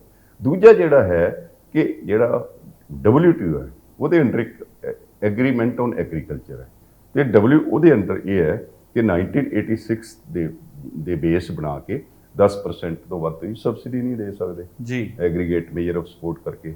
ਸੋ ਇੱਕ ਤਾਂ ਉਹ, ਦੂਸਰਾ ਹੈ ਕਿ ਤੁਸੀਂ ਆਪਣੇ ਜਿਹੜਾ ਫੂਡ ਸਟਾਕ ਹੈ ਉਹ 20-30 ਮਿਲੀਅਨ ਟਨਸ ਤੋਂ ਜ਼ਿਆਦਾ ਨਹੀਂ ਰੱਖ ਸਕਦੇ। ਠੀਕ ਹੈ, ਇੱਥੇ ਸਾਡੇ ਕੋਲ 80-90 ਵੀ ਹੋ ਜਾਂਦਾ ਹੈ ਮਿਲੀਅਨ ਟਨ। ਸੋ ਇਹ ਸਾਰਾ ਕੁਝ ਉਸ ਇੱਕ ਲਾਰਜਰ ਫਰੇਮਵਰਕ ਹੈ ਜਿਹੜਾ ਕਿ ਕਈ ਵਾਰ ਹਿੰਦੁਸਤਾਨ ਦੀ ਸਰਕਾਰ ਕਹਿੰਦੀ ਨਹੀਂ ਅਸੀਂ ਤਾਂ ਕੋਈ ਵਿਦੇਸ਼ੀ ਦਬਾਅ 'ਚ ਨਹੀਂ ਕੀਤਾ। ਇਹ ਵਿਦੇਸ਼ੀ ਤੇ ਦੇਸ਼ੀ ਸਾਰੇ ਦਬਾਅ 'ਚ ਹੋ ਰਿਹਾ ਹੈ, ਔਰ 3 ਕਾਨੂੰਨ ਜਿਹੜੇ ਉਸ ਤਰ੍ਹਾਂ ਪਾਸ ਹੋ ਰਹੇ ਨੇ। ਔਰ ਜਿਸ ਤਰ੍ਹਾਂ ਨਾਲ 3 ਕਾਨੂੰਨ ਜਿਹੜੇ ਕੋਵਿਡ ਦੇ ਪੀਰੀਅਡ 'ਚ, ਲਾਕਡਾਊਨ ਦੇ ਪੀਰੀਅਡ 'ਚ ਲਿਆਂਦੇ ਗਏ, ਉਹ ਆਪਣੇ ਆਪ 'ਚ ਇੱਕ ਵੱਡਾ ਸਵਾਲ ਖੜਾ ਕਰਦਾ ਹੈ। ਘੱਟੋ ਘੱਟ ਮੈਂ ਨਹੀਂ ਇਕੱਲਾ ਪੁੱਛਦਾ, ਹਜ਼ਾਰਾਂ ਲੱਖਾਂ ਲੋਕ ਇਹ ਪੁੱਛ ਰਹੇ ਨੇ ਕਿ ਭਾਈ ਉਹ ਕਿਹੜੀ ਆਫਤ ਸੀ ਜਿਹੜੀ ਇੱਕ ਆਰਡੀਨੈਂਸ ਰਾਹੀਂ ਕੋਵਿਡ ਦੇ ਪੀਰੀਅਡ 'ਚ ਲਿਆ ਕੇ ਤੁਸੀਂ ਹਿੰਦੁਸਤਾਨ ਤੋਂ ਲਾਤੀ, ਜਾਂ ਕਿਹੜਾ ਕਿਸਾਨਾਂ ਦਾ ਇਸ਼ੂ ਸੀ ਜਿਹੜਾ ਲਾਤਾ, ਜਾਂ ਕਿਸਾਨਾਂ ਦੀ ਕਿਹੜੀ ਡਿਮਾਂਡ ਸੀ। ਇੱਕ ਤਾਂ ਉਹ ਇਸ਼ੂ ਹੈ। ਦੂਜਾ ਹੈ ਕਿ ਜਿਹੜਾ 3 ਕਾਨੂੰਨ ਨੇ, ਇੱਕ APMC ਤੇ MSP ਤੇ ਫੋਕਸ ਹੈ, ਇੱਕ ਕੰਟਰੈਕਟ ਫਾਰਮਿੰਗ ਤੇ ਫੋਕਸ ਹੈ, ਤੇ ਇੱਕ ਜਿਹੜੀ ਜ਼ਰੂਰੀ ਵਸਤਾਂ ਐਕਟ ਹੈ। ਇਹ ਤਿੰਨੇ ਕਾਨੂੰਨਾਂ ਨੂੰ ਤੁਹਾਨੂੰ ਮੈਂ ਕਹਿ ਸਕਦਾ ਕਿ ਮੈਂ ਜਦੋਂ ਹੀ 5 ਜੂਨ ਨੂੰ ਨੋਟੀਫਾਈ ਹੁੰਦੇ ਨੇ, 3 ਜੂਨ ਨੂੰ ਇਹ ਬਣਦੇ ਨੇ ਆਰਡੀਨੈਂਸ, 5 ਜੂਨ ਨੂੰ ਨੋਟੀਫਾਈ ਹੋ ਜਾਂਦੇ ਨੇ ਜੀ। ਤੇ ਮੈਨੂੰ ਇੱਕ ਅਖਬਾਰ ਦੇ ਐਡੀਟਰ ਦਾ ਫੋਨ ਵੀ ਆਉਂਦਾ ਕਿ ਇਸ 'ਤੇ ਲਿਖੋ। ਮੈਂ ਲਿਖਿਆ ਵੀ, ਸ਼ਾਇਦ ਮੈਂ ਉਂਝ ਵੀ ਲਿਖਦਾ, ਪਰ ਉਹ ਆਉਣ ਨਾਲ ਮੈਂ ਥੋੜ੍ਹਾ ਜਿਹਾ, ਮੈਂ 10 ਔਰ 11 ਜੂਨ ਨੂੰ ਅਜੀਤ ਅਖਬਾਰ 'ਚ 2 ਆਰਟੀਕਲ ਲਿਖੇ ਜੀ। ਔਰ ਉਹਦੇ ਵਿੱਚ ਨਾਲ ਇਹ ਹੈ ਕਿ ਅੱਧੀ ਕਿਸਾਨੀ ਤਾਂ ਪੜ੍ਹਦੀ ਹੈ, ਕਿਸਾਨੀ ਅਜੀਤ ਅਖਬਾਰ ਪੜ੍ਹਦੀ ਹੈ ਤੇ ਪੰਜਾਬੀ ਟ੍ਰਿਬਿਊਨ, ਤੇ ਉਹ ਪੰਜਾਬੀ ਟ੍ਰਿਬਿਊਨ 'ਚ ਮੇਰੇ ਇੱਕ ਦੋਸਤ ਨੇ, ਕੁਲੀਗ ਸੁੱਚਾ ਸਿੰਘ ਗਿੱਲ, ਉਹਨਾਂ ਨੇ ਲਿਖੇ, ਤੇ ਸਾਰੇ ਪੰਜਾਬ 'ਚ ਉਹ ਫੈਲ ਗਿਆ। ਸੋ ਵੀ ਕੈਨ ਕਲੇਮ ਕਿ ਅਸੀਂ ਕਿਸਾਨਾਂ ਨੂੰ, ਆਮ ਲੋਕਾਂ ਨੂੰ 10-11 ਜੂਨ ਨੂੰ ਹੀ ਦੱਸ ਦਿੱਤਾ ਸੀ, ਅਵੇਅਰ ਕਰਤਾ ਸੀ। ਉਸ ਤੋਂ ਬਾਅਦ ਕਿਸਾਨਾਂ ਨੇ ਵੀ ਬੜੀ ਆਪ ਡਿਬੇਟ ਕੀਤੀ, ਤੇ ਇਹਦੇ ਵਿੱਚ ਇਹ ਜਿਹੜਾ ਸਾਰਾ ਇੱਕ ਬਹੁਤ ਵੱਡਾ ਰੈਕਟ ਹੈ, ਮੈਂ ਤਾਂ ਕਹਾਂਗਾ ਕਿ ਕਿਸਾਨੀ ਨੂੰ ਇੱਕ ਇਸ ਵੇਲੇ 2 ਹੀ ਕਿਲੇ ਬਚੇ ਨੇ ਖੇਤੀ ਦੇ, ਇੱਕ ਚਾਈਨਾ ਤੇ ਇੱਕ ਇਹ ਹੈ। ਚਾਈਨਾ ਦਾ ਸਿਸਟਮ ਆਪਣੇ ਨਾਲ ਵੱਖਰਾ ਹੈ, ਉਹ ਪਤਾ ਨਹੀਂ ਕਿੰਨਾ ਚਿਰ ਸਰਵਾਈਵ ਕਰਦੇ ਨੇ, ਪਰ ਆਪਣਾ ਉਹ ਜਿਹੜਾ ਕਿਲਾ ਹੈ ਖੇਤੀ ਵਾਲਾ ਤੋੜਨਾ ਚਾਹੁੰਦੇ ਨੇ।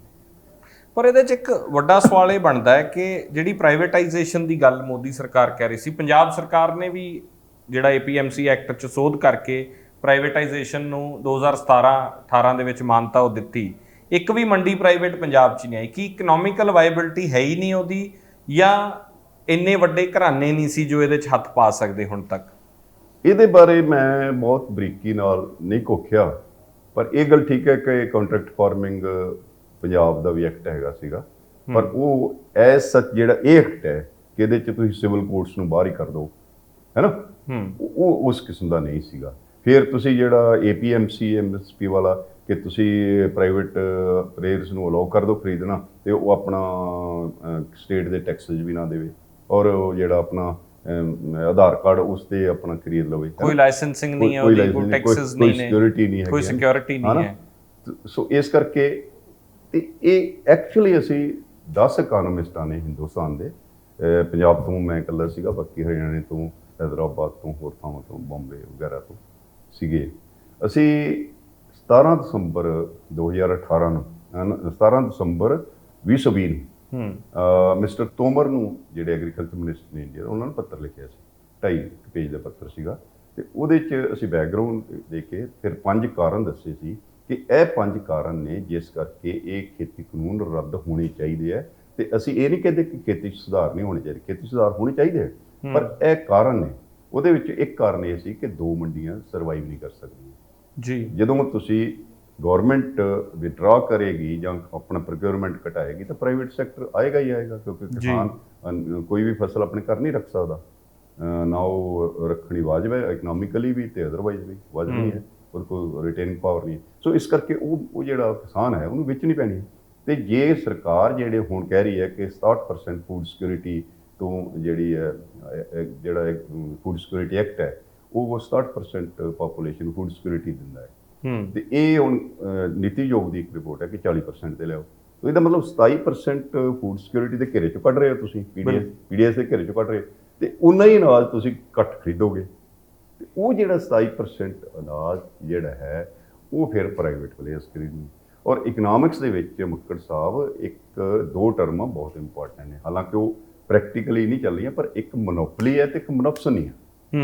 ਮੋਨੋਪਲੀ ਇਜ਼ਾਰੇਦਾਰੀ ਹੁੰਦੀ ਹੈ, ਉਹ ਹੁੰਦਾ ਕਿ ਜੇ ਖਰੀਦਦਾਰ ਜਿਹੜਾ ਉਹ ਜੇ ਇੱਕ ਜਾਂ ਥੋੜ੍ਹੇ ਜਿਹੇ ਖਰੀਦਦਾਰ ਇਕੱਠੇ ਪੂਲ ਕਰਕੇ ਆਪਣੇ ਰਿਸੋਰਸਿਸ ਸਾਰਾ ਅਨਾਜ ਖਰੀਦ ਲੈਣ, ਅਨਾਜ ਦੀ ਗੱਲ ਕਰ ਲੈਂਦੇ ਆ, ਵੈਸੇ ਤਾਂ ਹਰ ਫੀਲਡ 'ਚ ਹੋ ਜਾਂਦੀ ਹੈ, ਤਾਂ ਉਹ ਫਿਰ ਉਸ ਤੋਂ ਬਾਅਦ ਉਹਨੂੰ ਆਪਣੀ ਮਨਚਾਹੀ ਕੀਮਤ ਦੇ ਵਿੱਚ ਜੀ।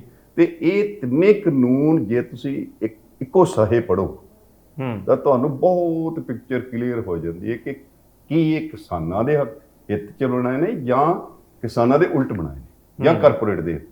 ਕਿਸਾਨੀ ਨੇ ਸਮਝ ਲੱਗੀ, ਨਹੀਂ ਤਾਂ 6 ਮਹੀਨੇ ਕਿਹੜਾ ਉੱਥੇ ਕਿਸਾਨ ਵਿਹਲੇ ਨੇ ਜਾਂ ਸ਼ੌਕ ਨਾਲ ਉੱਥੇ ਬੈਠੇ ਰਹਿਣ ਲੱਖਾਂ ਜਿਵੇਂ ਹੋਰਡਿੰਗ ਦੀ ਇਜਾਜ਼ਤ ਦੇ ਦੇਣਾ ਅਨਾਜ ਦੀ ਜਿੰਨਾ ਮਰਜੀ। ਤੇ ਉਹ ਮੋਨੋਪਲੀ ਇਸ ਕਰਕੇ ਮੈਂ ਕਹਿੰਦਾ ਹੁੰਦਾ, ਜਾਂ ਬਾਕੀ ਲੋਕ ਜਿਹੜੇ ਸਮਝਦੇ ਨੇ ਇਹਨਾਂ ਕਾਨੂੰਨਾਂ ਨੂੰ, ਕਿ ਭਾਈ ਇਹ ਇਕੱਲੇ ਕਿਸਾਨ ਦੇ ਵਿਰੁੱਧ ਨਹੀਂ ਹੈ ਕਾਨੂੰਨ, ਇਹ ਤੁਹਾਡੇ ਵੀ ਵਿਰੁੱਧ ਹੈ, ਮੇਰੇ ਵੀ ਵਿਰੁੱਧ ਹੈ, ਉਹਨਾਂ ਦੇ ਵੀ ਵਿਰੁੱਧ। ਕਿਉਂਕਿ ਜਦੋਂ ਉਹ ਹੋਰਡਿੰਗ ਹੋਏਗੀ ਤਾਂ ਹੋਰਡਿੰਗ ਕਿਉਂ ਕੀਤੀ ਜਾਏਗੀ? ਹੋਰਡਿੰਗ ਤੇ ਕਾਸਟ ਵੀ ਲੱਗੇਗੀ ਤੇ ਉਹ ਕਾਸਟ ਤੋਂ ਕਈ ਗੁਣਾ ਜ਼ਿਆਦਾ ਕੀਮਤ ਜਿਹੜੀ ਵਸੂਲ ਕੀਤੀ ਜਾਏਗੀ, ਹੈ ਨਾ। ਘੁੰਮਣ ਸਾਹਿਬ ਇਹਦੇ ਚ ਕੀ ਇੱਕ ਗੱਲ ਮੈਂ ਇੱਕ ਗੱਲ ਕਹਿੰਦਾ ਮੁਨਾਫਸਨੀ ਦੇ ਐਂਗਲ ਤੋਂ, ਇਹ ਜਿਹੜਾ ਮੋਨੋਪਲੀ ਦਾ ਬਿਲਕੁਲ ਉਲਟ ਹੈ, ਉਹ ਮੁਨਾਫਸਨੀ ਹੈ ਕਿ ਖਰੀਦਦਾਰ ਜਿਹੜਾ ਵੇਚਣ ਵਾਲੇ ਬਹੁਤ ਜ਼ਿਆਦਾ ਨੇ, ਖਰੀਦਣ ਵਾਲਾ ਇੱਕ ਜਾਂ ਥੋੜੇ ਜਿਹੇ ਨੇ। ਤੇ 14.5 ਕਰੋੜ ਔਨ ਰਿਕਾਰਡ ਤੁਹਾਡੇ ਫਾਰਮਰ ਨੇ, 90% ਉਹਨਾਂ 'ਚ ਸਮਾਲ ਫਾਰਮਰ ਨੇ, 69% ਤਾਂ ਮਾਰਜਨਲ ਨੇ 2.5 ਏਕੜ ਤੱਕ ਆਲ ਇੰਡੀਆ ਲੈਵਲ ਤੇ ਦੇਖੇ ਤਾਂ ਉਹਦੇ ਵਿੱਚ ਜਦੋਂ 1 ਜਾਂ 2 ਜਾਂ 5 ਜਾਂ 7 10 ਖਰੀਦਦਾਰ ਕਾਰਟਲ ਬਣਾ ਲੈਂਦੇ ਨੇ ਤਾਂ ਉਹ ਗਵਰਨਮੈਂਟ ਹੌਲੀ ਹੌਲੀ ਵਿਦਡਰਾ ਕਰ ਜਾਂਦੀ ਹੈ। ਤਾਂ ਫਿਰ ਉਹ ਕਹਿਣਗੇ ਭਾਈ ਦੇਖੋ ਅਸੀਂ ਤਾਂ ਇਸ ਭਾਅ ਖਰੀਦ ਸਕਦੇ ਹਾਂ, ਜੇ ਵੇਚਣੀ ਆ ਤਾਂ ਵੇਚੋ, ਨਹੀਂ ਤਾਂ ਰੱਖੋ। ਫਿਰ ਤੁਸੀਂ ਦੱਸੋ ਕਿ ਕੀ ਹੋਏਗਾ? ਫਿਰ ਇਹੀ ਹੋਏਗਾ ਨਾ, ਕਿਸਾਨ ਕਹੇਗਾ ਭਾਈ ਮੈਂ ਤਾਂ ਇੰਨੇ ਪੈਸੇ ਲਾ ਕੇ 6 ਮਹੀਨੇ ਫਸਲ ਪਾਲੀ ਹੈ, ਤੁਸੀਂ ਖਰੀਦੋ ਯਾਰ ਜਿਹੜੀ ਖਰੀਦਣੀ ਹੈ, ਮੇਰੀ ਕਾਸਟ ਤੋਂ ਵੱਧ ਦੇ ਦਿਓ।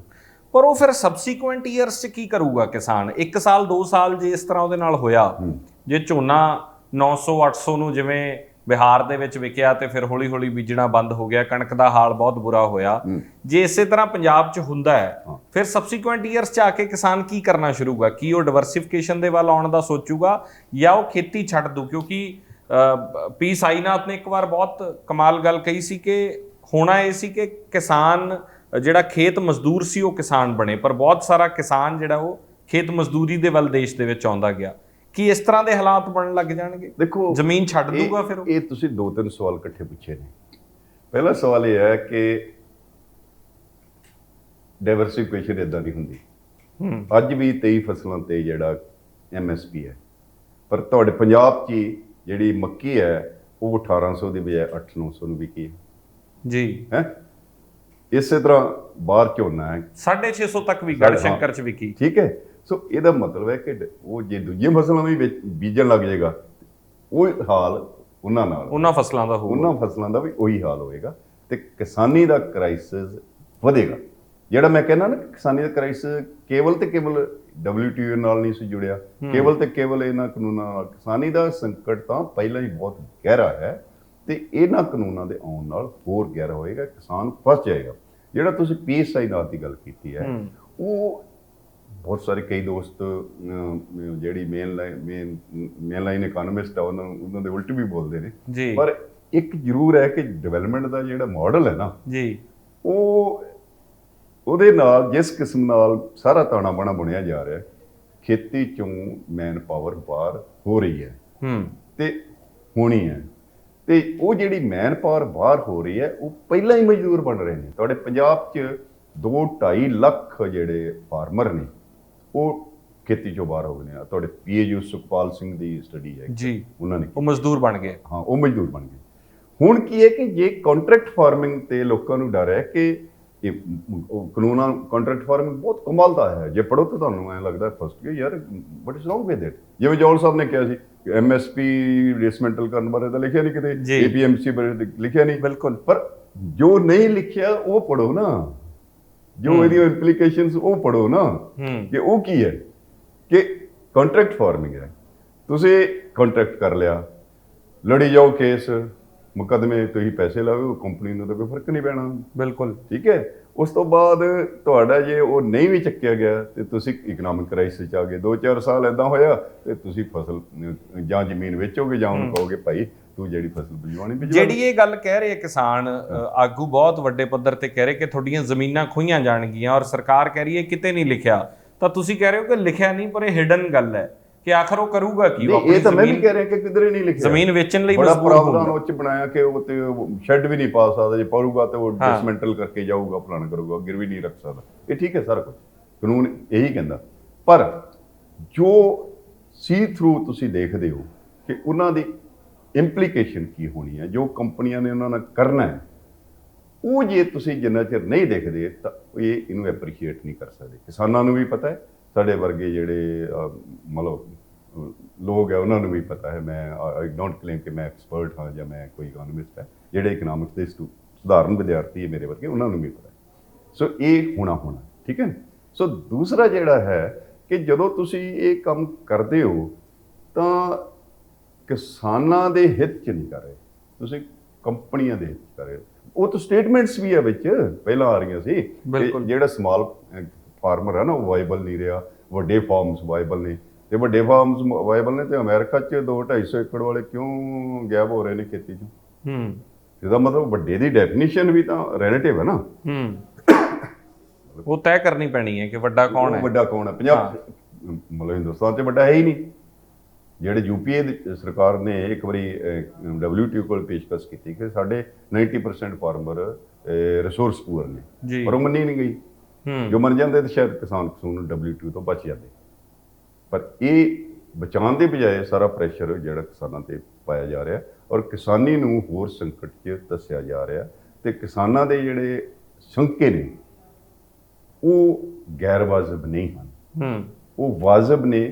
ਤੇ ਸਰਕਾਰ ਉਹਨਾਂ ਨੂੰ ਕਨਵਿੰਸ ਕਰਾਉਣ 'ਚ ਬੁਰੀ ਤਰ੍ਹਾਂ ਫੇਲ ਹੋਈ ਹੈ ਕਿ ਸਰਕਾਰ ਦਾ ਤੇ ਸਰਕਾਰ ਪੱਖੀ ਅਰਥ ਸ਼ਾਸਤਰੀਆਂ ਦਾ ਸਾਰਾ ਜ਼ੋਰ ਇਹ ਲੱਗਿਆ ਸੀ ਕਿ ਕਿਸਾਨਾਂ ਨੂੰ ਸਮਝਾਓ ਕਿ ਤੁਹਾਡੇ ਹਿੱਤ 'ਚ ਨਹੀਂ। ਭਈ ਜਾਂ ਤਾਂ ਕਿਸਾਨ ਜਿਹੜੇ ਆ ਉਹ ਸਮਝ ਨਹੀਂ ਆਉਂਦੀ ਉਹਨਾਂ ਨੂੰ, ਤੇ ਜਾਂ ਸਰਕਾਰ ਸਮਝਾ ਨਹੀਂ ਪਾਈ। ਪ੍ਰੋਬਲਮ ਤਾਂ ਹੈ ਨਾ ਕਿਤੇ। ਪਰ ਮੈਂ ਇਹ ਸਮਝਦਾ, ਅਸੀਂ ਜਿਵੇਂ ਪਹਿਲਾਂ ਵੀ ਲਿਖਿਆ ਸੀ ਕਿ ਇਹ ਐਜ਼ ਸੱਚ ਇਹ ਕਾਨੂੰਨ ਜਿਹੜੇ ਆ ਇਹ ਕਿਸਾਨਾਂ ਦੇ ਹਿੱਤ ਵਿੱਚ ਨਹੀਂ ਹਨ, ਉਹਨਾਂ ਦਾ ਸੰਕਟ ਵਧਾਉਗੇ। ਜੇ ਤੁਸੀਂ ਸੋਲੂਸ਼ਨ ਦੀ ਗੱਲ ਕਹੋ ਤਾਂ ਉਹ ਜਾਂ ਉਹਦੇ ਦੋ ਹੀ ਬਣਦੇ ਨੇ।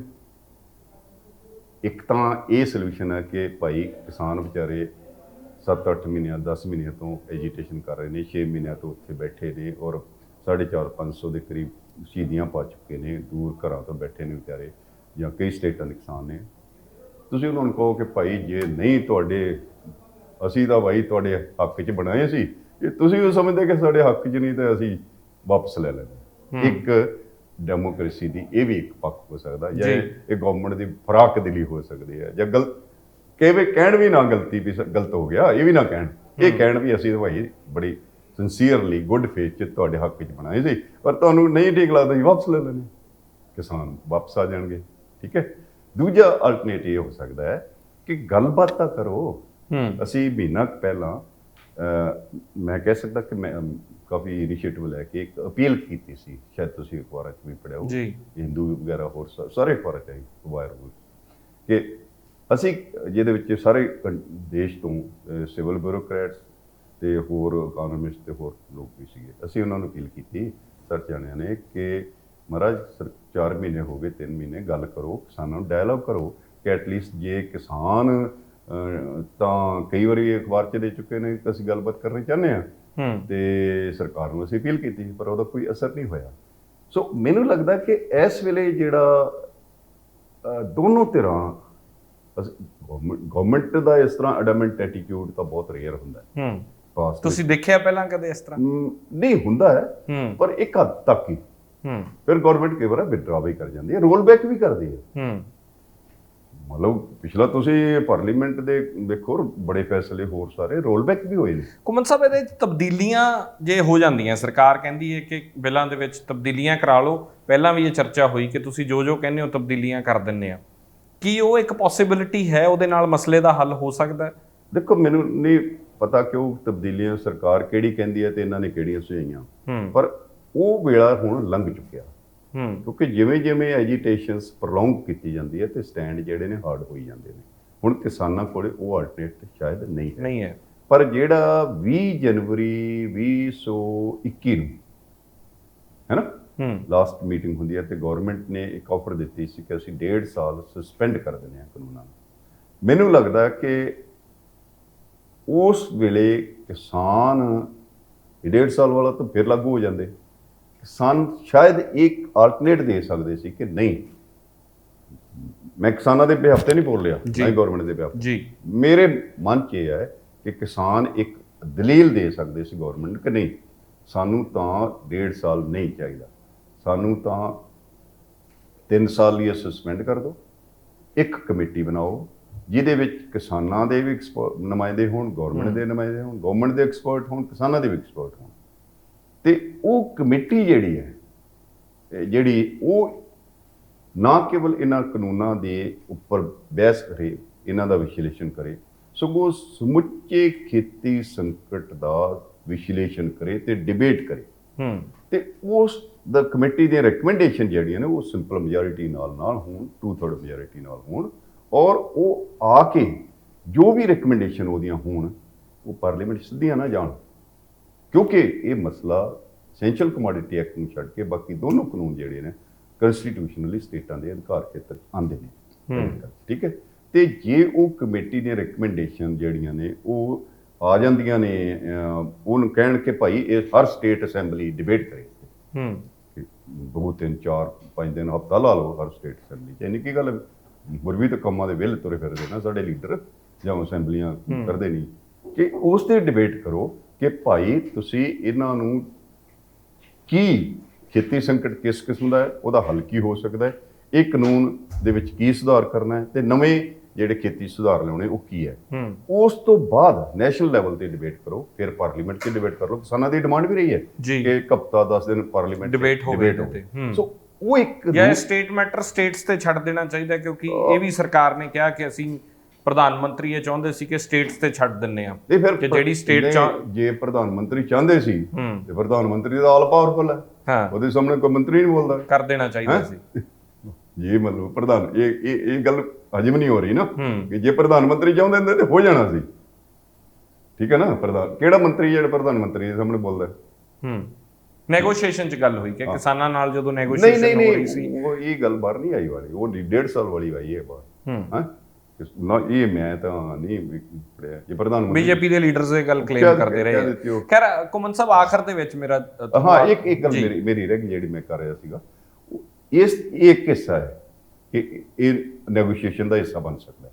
ਦੂਜਾ ਇਹ ਕਿ MSP ਜਿਹੜੀ ਹੈ ਉਹਨੂੰ ਲੀਗਲ ਕਰਾਰ ਦੇ ਦਿਓ ਤੇ ਪ੍ਰੋਕਿਉਰਮੈਂਟ ਜਾਰੀ ਰੱਖੋ। ਠੀਕ ਹੈ, ਤੇ ਜਿਹੜੇ ਆਰਗੂਮੈਂਟ ਦੇ ਰਹੇ ਨੇ ਕਿ 17 ਲੱਖ ਕਰੋੜ ਰੁਪਏ ਚਾਹੀਦਾ ਜੀ ਸਾਰੀਆਂ ਫਸਲਾਂ ਤੇ MSP ਦੇਣੀ, ਭਾਈ ਪਹਿਲਾਂ ਵੀ ਤਾਂ ਪ੍ਰੋਕਿਉਰਮੈਂਟ ਕਿਸੇ ਕੀਮਤ ਤੇ ਹੋ ਹੀ ਰਹੀ ਹੈ ਨਾ, ਉਹਨੂੰ ਮਾਈਨਸ ਕਰੋ ਪਹਿਲਾਂ, ਫਿਰ ਦੱਸੋ ਕਿ ਕਿੰਨਾ ਚਾਹੀਦਾ।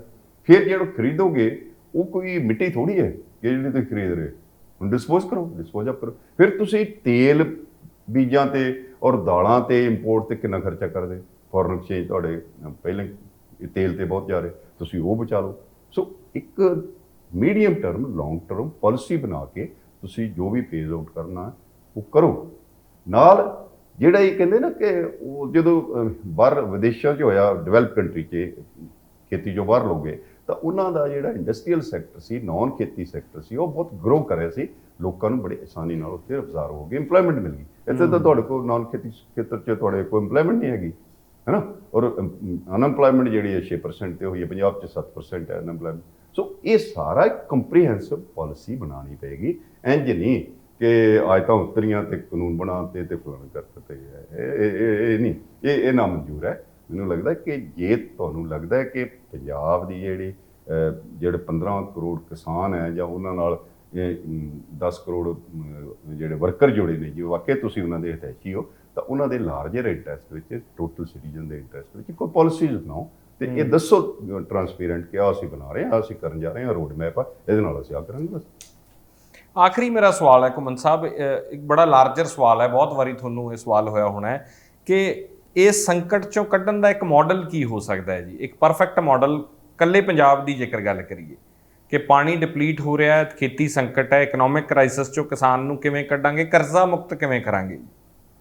ਦੇਖੋ ਇੱਕ ਤਾਂ ਫਾਰਮਰ ਦੇ ਕਰਜ਼ੇ ਦੀ ਗੱਲ ਹੈ, ਇੱਕ ਸਟੇਟ ਦੇ ਉੱਪਰ ਕਰਜ਼ੇ ਦੀ ਵੀ ਬਹੁਤ ਵੱਡੀ ਗੱਲ ਹੈ। ਠੀਕ ਹੈ ਨਾ, ਉਹ ਵੀ ਹਰ ਸਾਲ 15,000 ਕਰੋੜ ਰੁਪਏ ਵੱਧਦਾ ਜਾ ਰਿਹਾ, ਉਹ ਜੁੜਿਆ ਹੋਇਆ।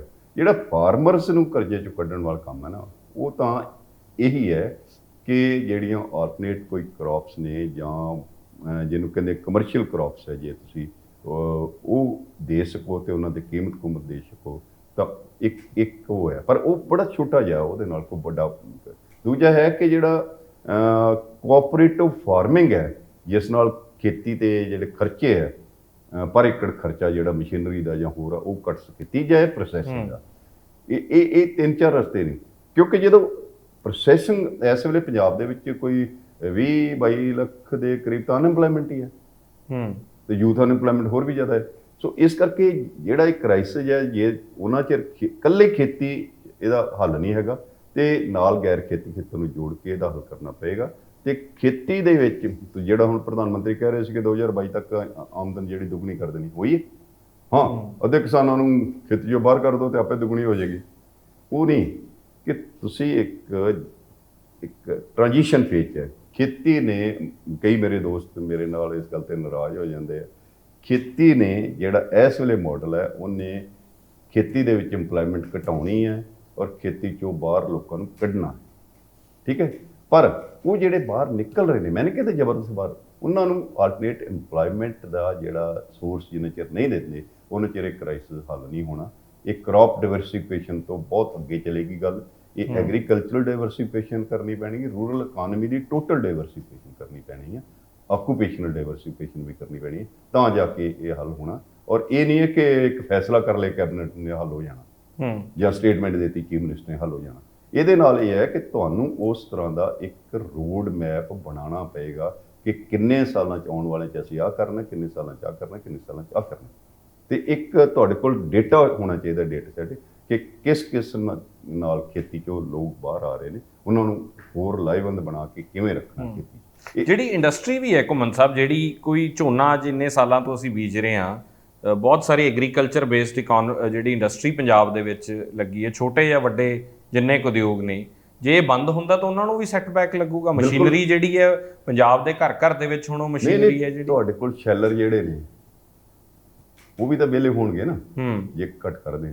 ਜਾਂ ਆਲਟਰਨੇਟ ਇਹ ਵੀ ਹੈ ਕਿ ਤੁਸੀਂ ਜਿਹੜਾ ਕ੍ਰੌਪ ਰੈਜੀਡਿਊ ਹੈ ਝੋਨੇ ਦਾ ਵੀ ਤੇ ਕਣਕ ਦਾ ਵੀ ਤੇ ਹੋਰ ਵੀ ਜਿਹੜਾ ਹੈ, ਉਹਦੇ ਬੇਸ ਤੇ ਕੋਈ ਤੁਸੀਂ ਬਾਇਓ ਸੀਐਨਜੀ ਵਗੈਰਾ ਦੇ ਪਲਾਂਟ ਲਾਓ ਜਿਹੜੇ ਵਾਈਬਲ ਹੈ, ਕਹਿੰਦੇ ਆ ਕਿ ਵਾਈਬਲ ਹੋ ਸਕਦੇ ਆ, ਉਹਦੇ ਨਾਲ ਇੰਪਲੋਇਮੈਂਟ ਵੀ ਜਨਰੇਟ ਹੋਏਗੀ।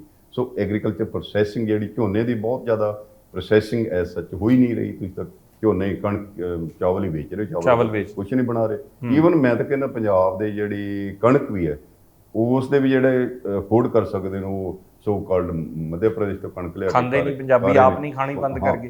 ਨਿਊਟ੍ਰੀਸ਼ੀਅਸ ਵੈਲਿਊ ਕਹਿੰਦੇ ਰਹਿ ਨਹੀਂ ਗਈ ਹੁਣ ਉਹਦੇ ਵਿੱਚ। ਨਿਊਟ੍ਰੀਸ਼ੀਅਸ ਵੈਲਿਊ ਤਾਂ ਚਲੋ ਕਣਕ, ਪੰਜਾਬ ਦੀ ਕਣਕ ਦੀ ਅਜੇ ਵੀ ਹੈਗੀ ਹੈ। ਉਹ ਜਿਹੜੇ ਜ਼ਹਿਰਾਂ ਜੂਰਾਂ ਜਿਹੜੀਆਂ ਹੋਰ ਪੋਇਜ਼ਨਸ ਨੇ ਹੋਰ, ਉਹ ਕਿਉਂਕਿ ਪੰਜਾਬ ਦੇ ਵਿੱਚ ਕੈਮੀਕਲਸ ਤੇ ਫਰਟੀਲਾਈਜ਼ਰ ਬਹੁਤ ਯੂਜ਼ ਹੋ ਰਿਹਾ, ਨੈਸ਼ਨਲ ਐਵਰੇਜ ਤੋਂ ਕਿਤੇ ਜ਼ਿਆਦਾ ਹੋ ਰਿਹਾ ਹੈ ਨਾ, ਤੇ ਫੂਡ ਚੇਨ 'ਚ ਵੀ ਜਾ ਰਿਹਾ ਹੈਗਾ। ਸੋ ਇਸ ਕਰਕੇ ਇਹ, ਜੇ ਤੁਸੀਂ ਮੈਨੂੰ ਕਹੋ ਕਿ ਮੈਂ ਤੁਹਾਨੂੰ ਕੋਈ ਇੰਸਟੈਂਟ ਹੱਲ ਇਹਦਾ ਦੇ ਦਿਆਂ, ਉਹ ਤਾਂ ਪੋਸੀਬਲ ਨਹੀਂ ਹੈ। ਪਰ ਹਾਂ, ਪਾਲਿਸੀ ਲੈਵਲ ਤੇ ਜੇ ਤੁਸੀਂ ਇੱਕ ਸਮੁੱਚੀ ਇਕਾਨਮੀ, ਪੰਜਾਬ ਦੀ ਇਕਾਨਮੀ ਨੂੰ ਇੰਟੈਗਰੇਟ ਕਰਕੇ ਦੇਖੋਗੇ ਕਿ ਕਿਵੇਂ ਕਿਹੜੇ ਸੈਕਟਰ ਦਾ ਕ੍ਰਾਈਸਿਸ ਹੈ ਤੇ ਕਿਵੇਂ ਦੂਜਾ ਸੈਕਟਰ ਉਹਦੇ ਵਿੱਚ ਹੈਲਪ ਕਰ ਸਕਦਾ ਹੈ, ਤੇ ਇਹ ਨਾ ਹੋਵੇ ਕਿ ਇੱਕ ਸੈਕਟਰ ਦਾ ਕ੍ਰਾਈਸਿਸ ਹੱਲ ਕਰਦੇ ਦੂਜਾ ਸੈਕਟਰ ਕ੍ਰਾਈਸਿਸ ਆ ਜੇ। ਇਹ ਸਾਰਾ ਕੁਝ ਦੇਖ ਕੇ ਕਰਨਾ ਪਏਗਾ। ਔਰ ਐਮਪਲੋਇਮੈਂਟ ਜਿਹੜੀ ਆ ਉਸ ਨੂੰ ਬਹੁਤ ਧਿਆਨ 'ਚ ਰੱਖਣਾ ਪਏਗਾ। ਤੁਹਾਡਾ ਯੂਥ ਤਾਂ ਬਾਹਰ ਜਾ ਰਿਹਾ, ਉਹ ਵੀ ਡਿਸਟ੍ਰੈਸ ਜਾ ਰਿਹਾ, ਉਹ ਕੋਈ ਬਹੁਤ ਸ਼ੌਕ ਨਾਲ ਨਹੀਂ ਜਾ ਰਿਹਾ ਉਹ। ਸੋ ਇਹ ਇੱਕ ਕੰਪਰੀਹੈਂਸਿਵ ਪਾਲਿਸੀ ਜਿਹੜੀ, ਤੇ ਨਾਲ ਮੈਂ ਕਹਾਂਗਾ ਕਿ ਇਹ ਹਰ ਸਟੇਟ ਨੂੰ, ਖਾਸ ਕਰਕੇ ਪੰਜਾਬ ਨੂੰ, ਕਿ ਕੇਂਦਰ ਨੇ ਸਾਡੇ ਨਾਲ ਆ ਕੀਤਾ। ਪਿਛਲੇ 30 ਸਾਲਾਂ ਤੋਂ ਇਹੀ ਸੁਣੇ ਜਾ ਰਹੇ, ਜਿਹੜੀ ਮਰਜ਼ੀ ਪਾਰਟੀ ਹੁੰਦੀ। ਉਹ ਭਾਈ ਠੀਕ ਆ, ਕੀਤਾ ਹੋਊਗਾ, ਮੰਨ ਲਓ ਡਿਸਕ੍ਰਿਮੀਨੇਸ਼ਨ ਵੀ ਕੀਤੀ ਹੋਊਗੀ, ਪਰ ਜੋ ਤੁਸੀਂ ਆਪ ਕਰ ਸਕਦੇ ਉਹ ਕਿਉਂ ਨਹੀਂ ਕਰਦੇ? ਬਿਲਕੁਲ। ਹੁਣ ਫॉर ਐਗਜ਼ਾਮਪਲ ਮੈਂ ਇਹ ਪਤਾ ਨਹੀਂ ਇਸ ਕੰਟੈਕਸਟ 'ਚ ਗੱਲ ਇਹ ਠੀਕ ਆ ਕਿ ਨਹੀਂ, ਪੰਜਾਬ ਦੇ ਵਿੱਚ ਜਿਹੜਾ ਕਰਜ਼ਾ ਕਿਉਂ ਚੜ ਰਿਹਾ ਕਿ ਤੁਹਾਡੇ ਜਿਹੜੇ ਰਿਸੋਰਸ ਮੋਬਿਲਾਈਜੇਸ਼ਨ ਆ ਉਹ ਜਿੰਨੀ ਕਰਨੀ ਚਾਹੀਦੀ ਸੀ ਉਹ ਸਰਕਾਰੀ ਖਜ਼ਾਨੇ 'ਚ ਨਹੀਂ ਆ ਰਹੀ, ਪ੍ਰਾਈਵੇਟ ਜੇਬਾਂ 'ਚ ਜਾ ਰਹੀ ਹੈ। ਅੱਜ 15,000 ਤੋਂ 18,000 ਕਰੋੜ ਰੁਪਈਆ ਬਿਨਾਂ ਕੋਈ ਹੋਰ ਟੈਕਸ ਕਰਨ ਲਾਉਣ ਤੋਂ ਸਾਰਾ ਜਿਹੜਾ ਉਹ ਠੀਕ ਕੀਤਾ ਜਾ ਸਕਦਾ ਹੈ, ਐਡ ਕੀਤਾ ਜਾ ਸਕਦਾ ਹੈ ਪੰਜਾਬ ਦੇ ਵਿੱਚ 5-6 ਏਰੀਆਜ਼ ਤੋਂ। ਉਹ ਕਿਹੜੇ ਹੈ? ਜੇ ਦੇਖੋ, ਇੱਕ ਤਾਂ ਤੁਹਾਡਾ ਐਕਸਾਈਜ਼ ਹੈ ਜੀ, ਉਹਦੇ 'ਚ 2 ਨੰਬਰ ਦੀ ਮਤਲਬ ਹਰ ਲੈਵਲ ਤੇ ਠੀਕ ਉਂਝ ਵੀ ਉਹ ਸਰਕਾਰੀ ਹੋ ਜਾਣੇ ਚਾਹੀਦੇ। ਨਾ ਮੈਂ ਸਰਕਾਰੀ ਨਹੀਂ ਕਹਿੰਦਾ। ਪਹਿਲਾਂ ਤਾਂ ਉਹਦਾ ਜਿਹੜਾ ਪ੍ਰੋਡਕਸ਼ਨ ਹੈ ਜਿੰਨਾ ਹੋ ਰਿਹਾ ਉਹਨਾਂ 1 ਨੰਬਰ 'ਚ ਹੀ ਹੋਵੇ। ਦੂਜਾ, ਕੋਵਿਡ ਦੇ ਦੌਰਾਨ ਤੁਹਾਨੂੰ ਪਤਾ ਨਹੀਂ ਕਿੰਨੇ 100 ਕਰੋੜ ਦੀ ਸ਼ਰਾਬ ਜਿਹੜੀ ਆ ਉਹ ਜਾਲੀ ਵਿਕ ਗਈ ਹੈ ਨਾ, ਮੌਤਾਂ ਵੀ ਹੋਈਆਂ ਇੱਧਰ ਅੰਮ੍ਰਿਤਸਰ ਸਾਈਡ, ਤਰਨਤਾਰਨ ਦੇ ਨੇੜੇ, ਤਰਨਤਾਰਨ ਏਰੀਆ। ਸੋ ਰੇਤਾ ਹੈ, ਬੱਜਰੀ ਹੈ, ਕੇਬਲ ਹੈ, ਟਰਾਂਸਪੋਰਟ ਹੈ। ਇਸ ਸਾਰੇ ਖੇਤਰਾਂ 'ਚ ਰਿਸੋਰਸ ਮੋਬਿਲਾਈਜੇਸ਼ਨ ਘੱਟ ਹੋ ਰਹੀ ਹੈ, ਤੇ ਜਿਹੜੀ ਹੋ ਵੀ ਰਹੀ ਹੈ ਉਹ ਇਹ ਨਹੀਂ ਘੱਟ ਹੋ ਰਹੀ ਹੈ ਕਿ ਮੈਂ ਜੇ ਕਹਾਂ ਕਿ ਅੱਧੇ ਤੋਂ ਜਿੰਨੀ ਹੋ ਰਹੀ ਉਸ ਤੋਂ 2 ਗੁਣਾ ਹੋ ਸਕਦੀ ਹੈ, ਤੇ ਕੋਈ ਹੱਦ ਤੱਕ ਨਹੀਂ ਹੋਏਗੀ। ਤਾਂ ਉਹ ਜਿਹੜੀ ਹੋਏਗੀ ਤਾਂ ਸਰਕਾਰੀ ਖਜ਼ਾਨੇ 'ਚ ਆਏਗੀ। ਤੁਹਾਡਾ ਸਕੂਲ ਮਰ ਰਹੇ ਨੇ, ਪੈਸੇ ਖੁਣ ਗਵਰਨਮੈਂਟ ਸਕੂਲ, ਯੂਨੀਵਰਸਿਟੀਆਂ ਗਵਰਨਮੈਂਟ ਦੀਆਂ ਮਰ ਰਹੀਆਂ ਨੇ, ਕਾਲਜ ਮਰ ਰਹੇ ਨੇ, ਹੈਲਥ ਸਿਸਟਮ ਤੁਹਾਡਾ ਜਿਹੜਾ ਉਹ ਗੜਬੜਾ ਰਿਹਾ। ਤੁਸੀਂ ਇੰਪਲੋਇਮੈਂਟ ਜਿਹੜੀ ਬੇਸਿਕ ਤੇ ਦੇ ਰਹੇ ਹੋ, ਇਹ ਕੋਈ ਤਰੀਕਾ ਥੋੜੀ ਹੈ ਕਿ ਜਿਹੜੀ ਸਟੇਟ 1975 ਤੋਂ ਲੈ ਕੇ 92 ਤੱਕ ਨੰਬਰ 1 ਸਟੇਟ ਰਹੀ ਹੈ ਤੇ ਤੁਸੀਂ ਇੰਪਲੋਇਮੈਂਟ ਦਿਓ ਯੂਥ ਨੂੰ ਬੇਸਿਕ ਵੇ ਤੇ। ਇਹ ਕੀ ਤਰੀਕਾ ਹੈ? ਤੁਸੀਂ ਕਿਉਂ ਨਹੀਂ ਰਿਸੋਰਸ ਮੋਬਿਲਾਈਜੇਸ਼ਨ ਪ੍ਰੋਪਰ ਕਰਕੇ ਤੇ ਆਪਣਾ ਹੈਲਥ ਤੇ ਸੋਸ਼ਲ ਸੈਕਟਰਸ ਤੇ ਕਰ ਰਹੇ ਹੋ ਕਿ ਇੱਕ ਪਬਲਿਕ ਸੈਕਟਰ ਦੇ ਨਾਲ ਪ੍ਰਾਈਵੇਟ ਸੈਕਟਰਸ ਵੀ ਜਿਹੜਾ ਗਰੋ ਕਰੇ ਜਿੱਥੇ ਇੰਪਲੋਇਮੈਂਟ ਜਨਰੇਟ ਹੋਵੇ। ਠੀਕ ਹੈ, ਇੱਕ ਇਨਵੈਸਟਮੈਂਟ ਕਲਾਈਮੇਟ ਬੜਾ ਜ਼ਰੂਰੀ ਹੈ ਕਿ ਜੇ ਹੁਣ ਕੋਈ ਬੰਦਾ ਇਹ ਸੋਚੇਗਾ ਕਿ ਕਾਰਖਾਨਾ ਲੱਗਣ ਤੋਂ ਪਹਿਲਾਂ ਜਾਂ ਰੈਵਨਿਊ ਜਨਰੇਟ ਹੋਣ ਤੋਂ ਪਹਿਲਾਂ ਹੀ ਹਿੱਸਾ ਲੈ ਲਓ ਤਾਂ ਫੇਰ ਨਹੀਂ ਆਏਗਾ ਨਾ ਕਲਾਈਮੇਟ। ਬਿਲਕੁਲ। ਸੋ ਇਹ ਬੜਾ ਮਤਲਬ it's political economy, but complex political economy. ਘੁੰਮਣ ਸਾਹਿਬ, ਬਹੁਤ ਸਾਰੇ ਵਿਸ਼ੇ ਹੋਰ ਸੀਗੇ ਜਿਨ੍ਹਾਂ ਤੇ ਚਰਚਾ ਕਰਨੀ ਚਾਹੁੰਦੇ ਸੀ, ਪਰ ਸਮਾਂ ਜਿਹੜਾ ਇਜਾਜ਼ਤ ਨਹੀਂ ਦਿੰਦਾ, ਔਰ ਸਾਨੂੰ ਉਮੀਦ ਹੈ ਕਿ ਤੁਸੀਂ ਦੁਬਾਰਾ ਸਾਨੂੰ ਕਿਸੇ ਵੇਲੇ ਜ਼ਰੂਰ ਸਮਾਂ ਦਿਓਗੇ। ਪੰਜਾਬ ਦੇ ਜਿਹੜਾ ਆਰਥਿਕ ਸੰਕਟ ਹੈ, ਕਿਸਾਨੀ ਦੀ ਅੱਜ ਅਸੀਂ ਵਿਸਥਾਰ 'ਚ ਗੱਲ ਕੀਤੀ ਹੈ। ਪੰਜਾਬ ਦੇ ਸਿਰ ਤੇ ਜਿਹੜਾ 3 ਲੱਖ ਕਰੋੜ ਦੇ ਨੇੜੇ ਦਾ ਕਰਜ਼ਾ ਹੈ, ਉਹਦੀ ਅਸੀਂ ਜ਼ਰੂਰ ਚਾਹਾਂਗੇ ਕਿ ਦੁਬਾਰਾ ਇਹਦੇ ਤੇ ਤੁਹਾਡੇ ਨਾਲ ਚਰਚਾ ਕੀਤੀ ਜਾਵੇ। ਸਮਾਂ ਦੇਣ ਵਾਸਤੇ ਬਹੁਤ ਧੰਨਵਾਦ। ਥੈਂਕ ਯੂ ਜੀ। ਤੁਸੀਂ ਵੀ ਸਰੋਤਿਆਂ ਨਾਲ, ਦਰਸ਼ਕਾਂ ਨਾਲ ਰੂਬਰੂ ਕਰਨ ਲਈ ਔਰ ਗੱਲਬਾਤ ਕਰਨ ਲਈ ਧੰਨਵਾਦ ਤੁਹਾਡਾ। ਸੋ ਘੁੰਮਣ ਸਾਹਿਬ ਦੇ ਨਾਲ ਅੱਜ ਡਿਟੇਲ ਦੇ ਵਿੱਚ ਇਸ ਇਸ਼ੂ ਦੇ ਉੱਤੇ, ਕਿਸਾਨੀ ਸੰਕਟ ਦੇ ਉੱਤੇ ਗੱਲਬਾਤ ਹੋਈ ਹੈ। ਹਾਲਾਂਕਿ ਕਿਉਂਕਿ ਇਹਨਾਂ ਕੋਲ ਇੰਨਾ ਖਜ਼ਾਨਾ ਹੈ, ਸਮਾਂ ਬਹੁਤ ਸੀਮਤ ਹੁੰਦਾ ਹੈ। ਦੁਬਾਰਾ ਅਸੀਂ ਕੋਸ਼ਿਸ਼ ਕਰਾਂਗੇ ਕਿ ਪੰਜਾਬ ਦੇ ਸੰਕਟ ਦੇ ਉੱਤੇ, ਪੰਜਾਬ ਦੀ ਆਰਥਿਕ ਸੰਕਟ ਦੇ ਉੱਤੇ ਇੱਕ ਮੁਲਾਕਾਤ ਜ਼ਰੂਰ ਕੀਤੀ ਜਾਵੇ। ਇਸ ਪੇਸ਼ਕਸ਼ 'ਚ ਇਜਾਜ਼ਤ ਦਿਓ। ਧੰਨਵਾਦ।